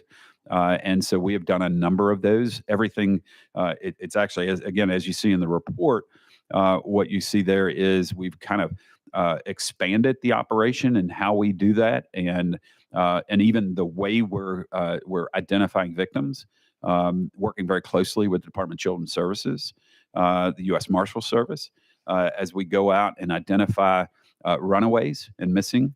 And then we try to locate them and bring them back in because they are at high risk of trafficking. In those operations, we found some of them that were being trafficked. And so those operations we have been doing are very proactive and very effective, as well as, again, in terms of the work on the sites themselves, the number of the individuals that are advertised online, those numbers keep going up. Some of those may be not, they may be repeat ads, and some of them aren't traffic victims. Some of them are sex workers. And so, we have to get in there and distinguish who's who and what's what. And so that's a piece that our team does as they're doing the analysis. Critical piece for our teams now is the intel analysts who go in and review all of this to try to lock in on who are true victims that we need to go out and either rescue or determine who the perpetrators are to bring them in. Thank you. I just really encourage you to continue to press on that and add to the budget. I mean, if people are finding this online, we should be able to find them as well and shut this down. But thank you for the hard work. Chairman Boyd. Thank you, Mr. Chairman, Director. It's great to see you guys today. Appreciate everything that y'all do. In the last two budgets, there have been a total of 36 positions that have been established for operational support, criminal history examiner, special crimes division, and administrative support. Were you able to fill all those funded positions? Can you give us an update on that, please? Yeah, absolutely. So we had, in January, we had 50 vacant positions, and all of those positions are either filled or in process of being filled. And so we're in the middle right now. So we had some delay in our special agent hiring only, and it was self-created because we were revamping the way we do our hires. And so that has been taken care of. We are in the active process of hiring special agents. We started with our technology division, and so we're actively hiring. Those processes are going on right now as we speak, where we are interviewing and testing a number of individuals who have applied for those positions. And then up next will be our criminal investigation division, our drug investigation division, Medicaid fraud, and so and forensics. And so we continue to move forward in our hiring. And so those positions, as I stated, we had 50 vacant positions when we completed the survey, and those positions are all in the process of hiring. Thank you. Appreciate that, Director. Thank you, Chairman. Okay, next up is Representative Garrett. Thank you, Mr. Chairman, Director. Folks, thank you all for being here. We appreciate staying late, and hopefully we'll get you out of here real quick. Last budget year, you all received $23 million for salary increases, and my question revolves around that. Could you update us on how did you allocate that agency-wide? And then I've got a couple of follow-up questions after that. Yeah, absolutely. So the process we started, it was to do three things. It was to obviously increase the pay, base pay for our employees. Two was to fix compression issues that existed. And three was to create a career development plan. for our investigators and team members. And so what we have done at this point is all of the investigative positions have been fixed. So our base pay went up 35%. We have increased the top out for our investigators. We have fixed the compression issue, and we have created and filled positions in career development now. So where we used to have a special agent 1 and 2 position only, we now have special agents 3 and 4. And so there's a clear career progression in order to retain these great qualified agents. And so it's worked real well. We've done that for all of our special agents within all of our enforcement divisions, as well as in the forensics. In addition to that, the state, of course, improved all state employees. And so many of our non-sworn were improved in that manner, but we've also taken a look at that where we've had some critical issues with positions, things like our intel analysts. Those had to be improved more than what the state provided because of the special nature of what they do. So we've gone in and we've done some improvements there. Still a few more that we need to do on career progression for that specialty. We have gone in and fixed our forensic tech positions and fixed that as a career progression as well. Still a few tweaks to do there. And then where our biggest work right now is on our criminal justice information services, frankly, our lowest paid employees. And so we're going in there and we're making the adjustments now there where those positions will make more than someone who is fixing your chicken sandwich at Chick-fil-A. Correct. Thank you for that. Just a couple more, Mr. Chairman. Sure. You had mentioned retainage, right? And salary adjustments hopefully will help you in that area. And it may be too soon to measure this, given this was a appropriation last year. But how has your turnover rate been affected? Has it decreased since they've had these salary market adjustments? Yeah, it has. As a matter of fact, more than the fact that it's decreased or stabilized, because what we see mostly now is retirement, and of course mandatory retirement for our agents at 60, and that's really all we're seeing. Everything else, everyone else is staying, so retention is certainly much higher than it was, and we heard from a number of folks who were preparing to leave who chose to stay around because their paychecks now reflect better of what they should in the roles that they fulfill, and so they are staying. We were worried that we were about to lose some of the best that we had, and fortunately we haven't. And they are staying now. The motivation is to stay for their high five, and so that's a positive. Great. Well, Director, my final question as it relates to this the adjustment. I mean, with competition is what it is, right? And we have local, city, county sheriffs, the highway patrol, all of that.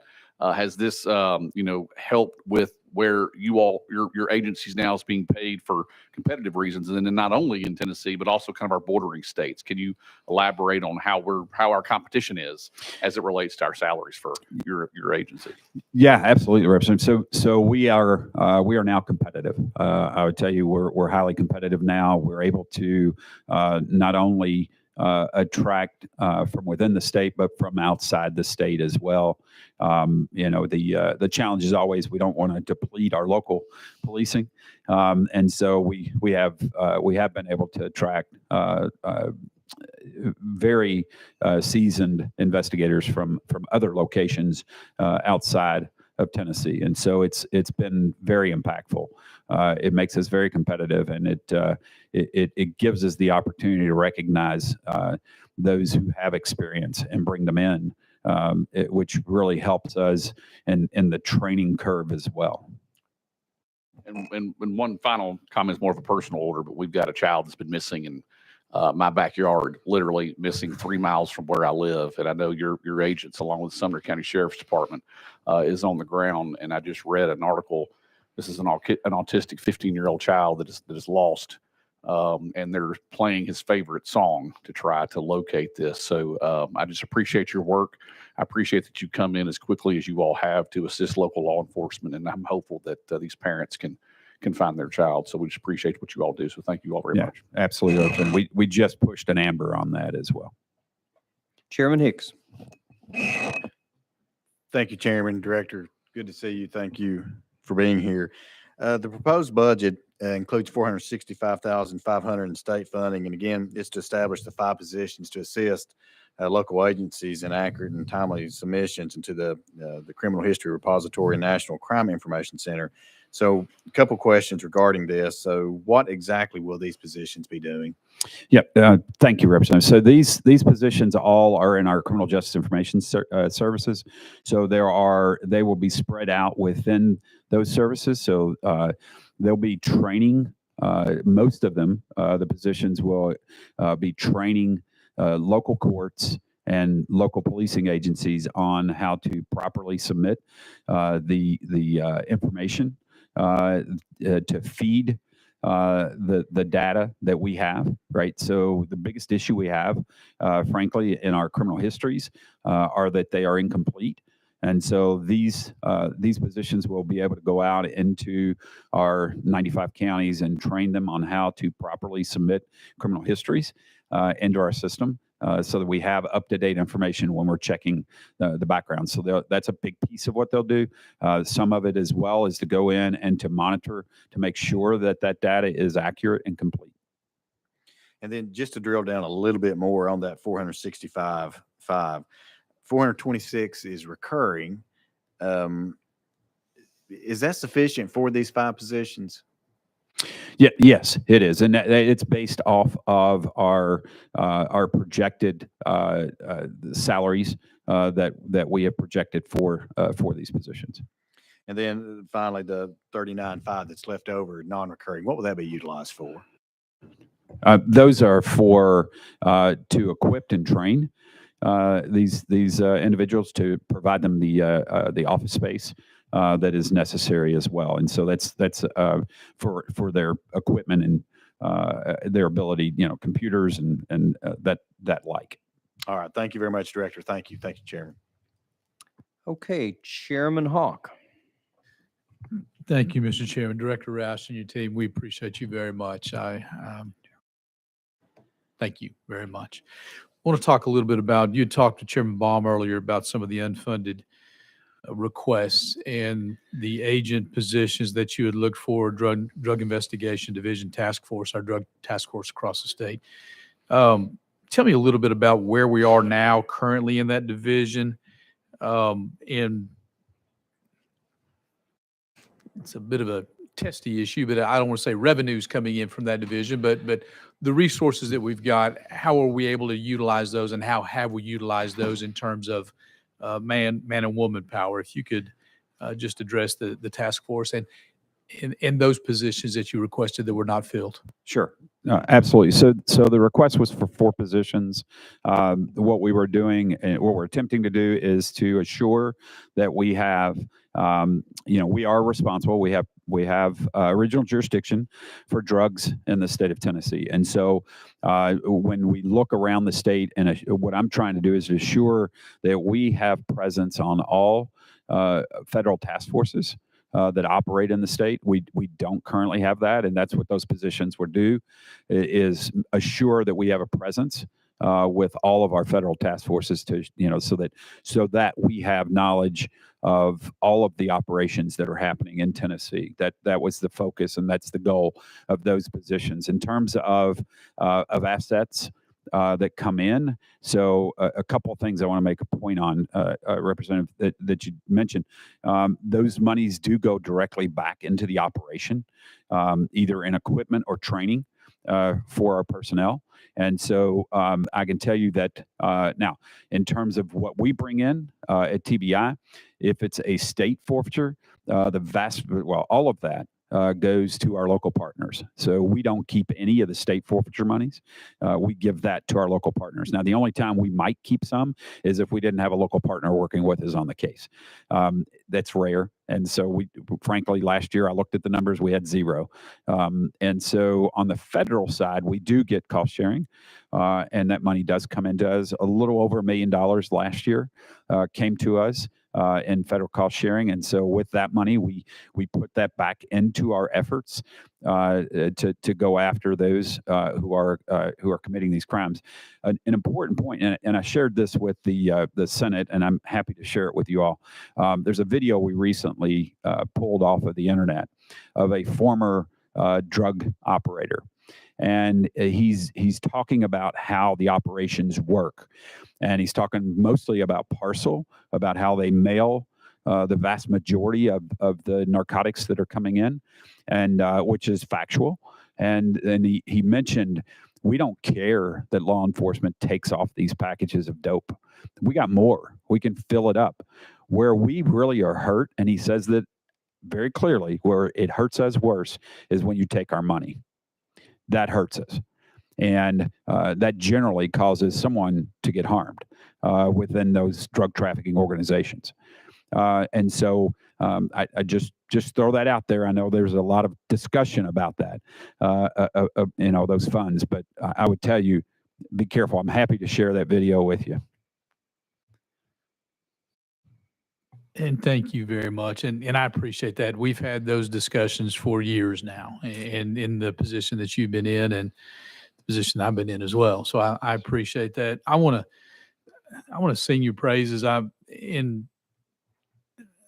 Moon had mentioned the team effort that came to Blount County recently. And I watched a television interview with U.S. Marshal David Jolly, and didn't realize till just a few moments ago that he got his beginning in the TBI 40 years ago. So just the team effort that is bringing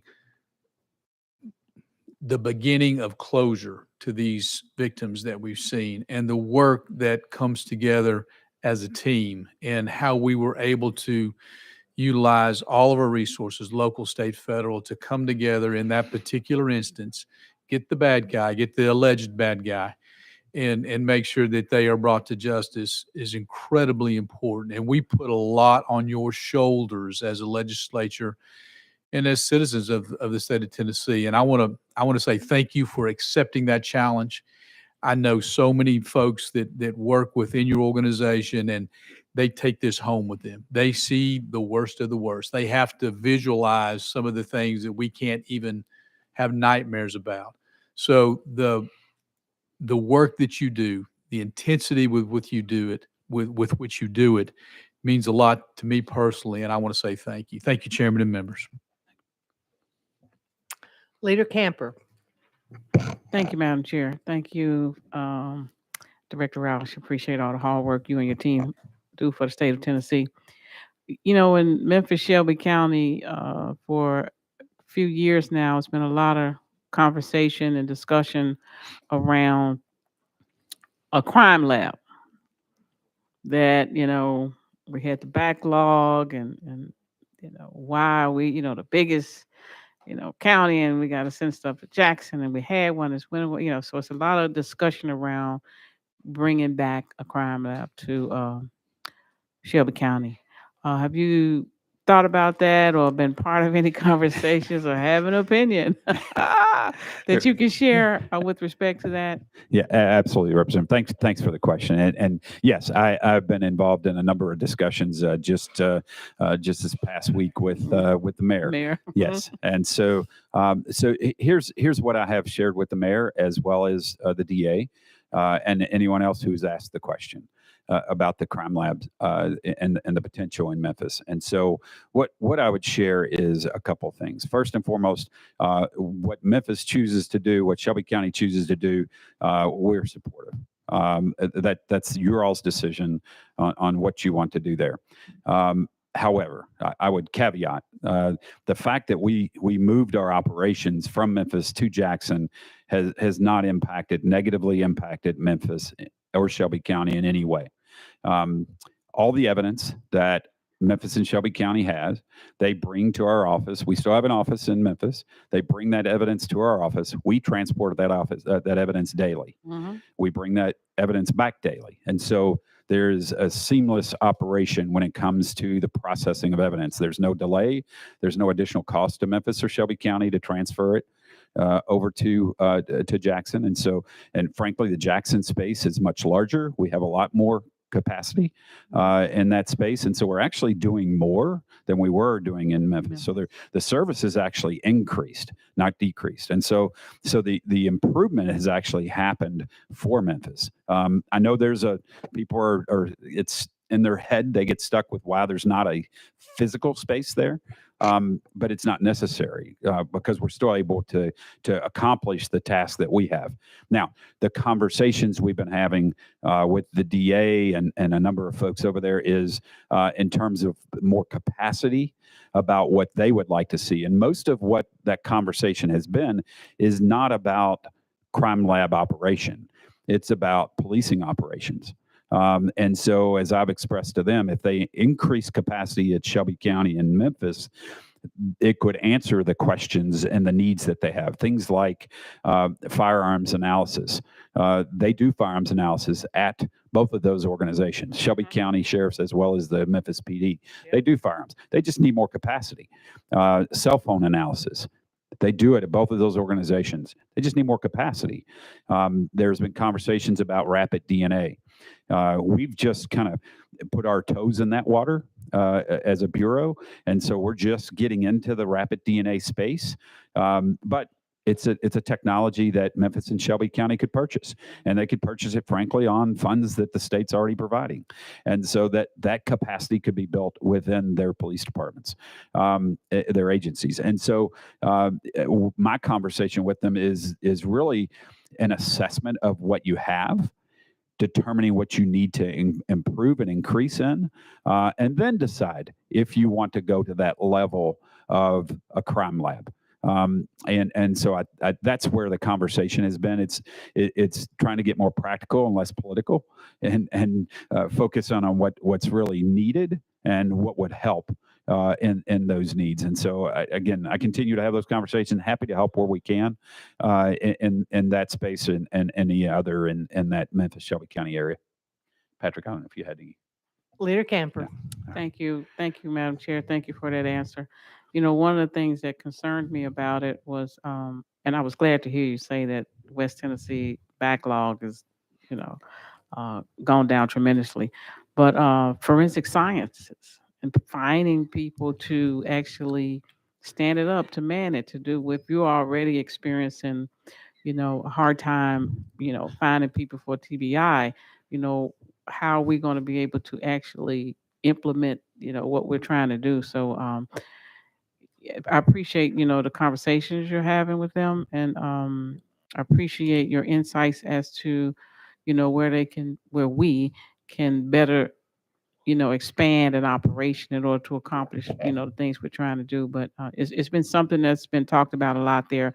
A lot of constituents feel like, we need our own. We used to have one, we have a big backlog, but I appreciate, your insights. And I think that, is probably the thing that was maybe missing out of the conversation initially. What is it you're trying to do and accomplish, and how can TBI help assist you in getting there? But I do feel like finding the people, the scientists to actually do the job and do the work is going to be tremendously hard. Yeah, Representative, I would add that standing it up is more than just finding the personnel. It is getting the certifications, getting the accreditation, getting the equipment. And I know some of those, the equipment obviously could be purchased again with funds that the state's providing, but the accreditation and certification, those are a 3 to 5 year process. And so none of it is an immediate fix. Again, if it's the will of your constituency and the will of your government to stand it up, we would support it, but it is not an easy task. Yeah. Thank you, Madam Chair. Thank you, Director. Representative Sparks. Thank you, Commissioner. I'll make it real quick. Years ago, the synthetic drug was getting a big problem in my community, and y'all helped lead a raid over there. Y'all just happened to pick my community, and I appreciate it. We ended up going after the beer licenses for a lot of these market owners, but it just seems like these markets, this stuff is coming back to our community across the state. And whatever y'all can do, whether it's my community or Karen Camper's community, just seems like it needs to come back. And another thing, I think I shared with you, my late stepfather was a state investigator for 25 years. And I've always cared about the issue of addiction and the drug problem. And I asked him, so what can be done? He said, fund law enforcement, fund investigation units, and he said, and help those that are addicted.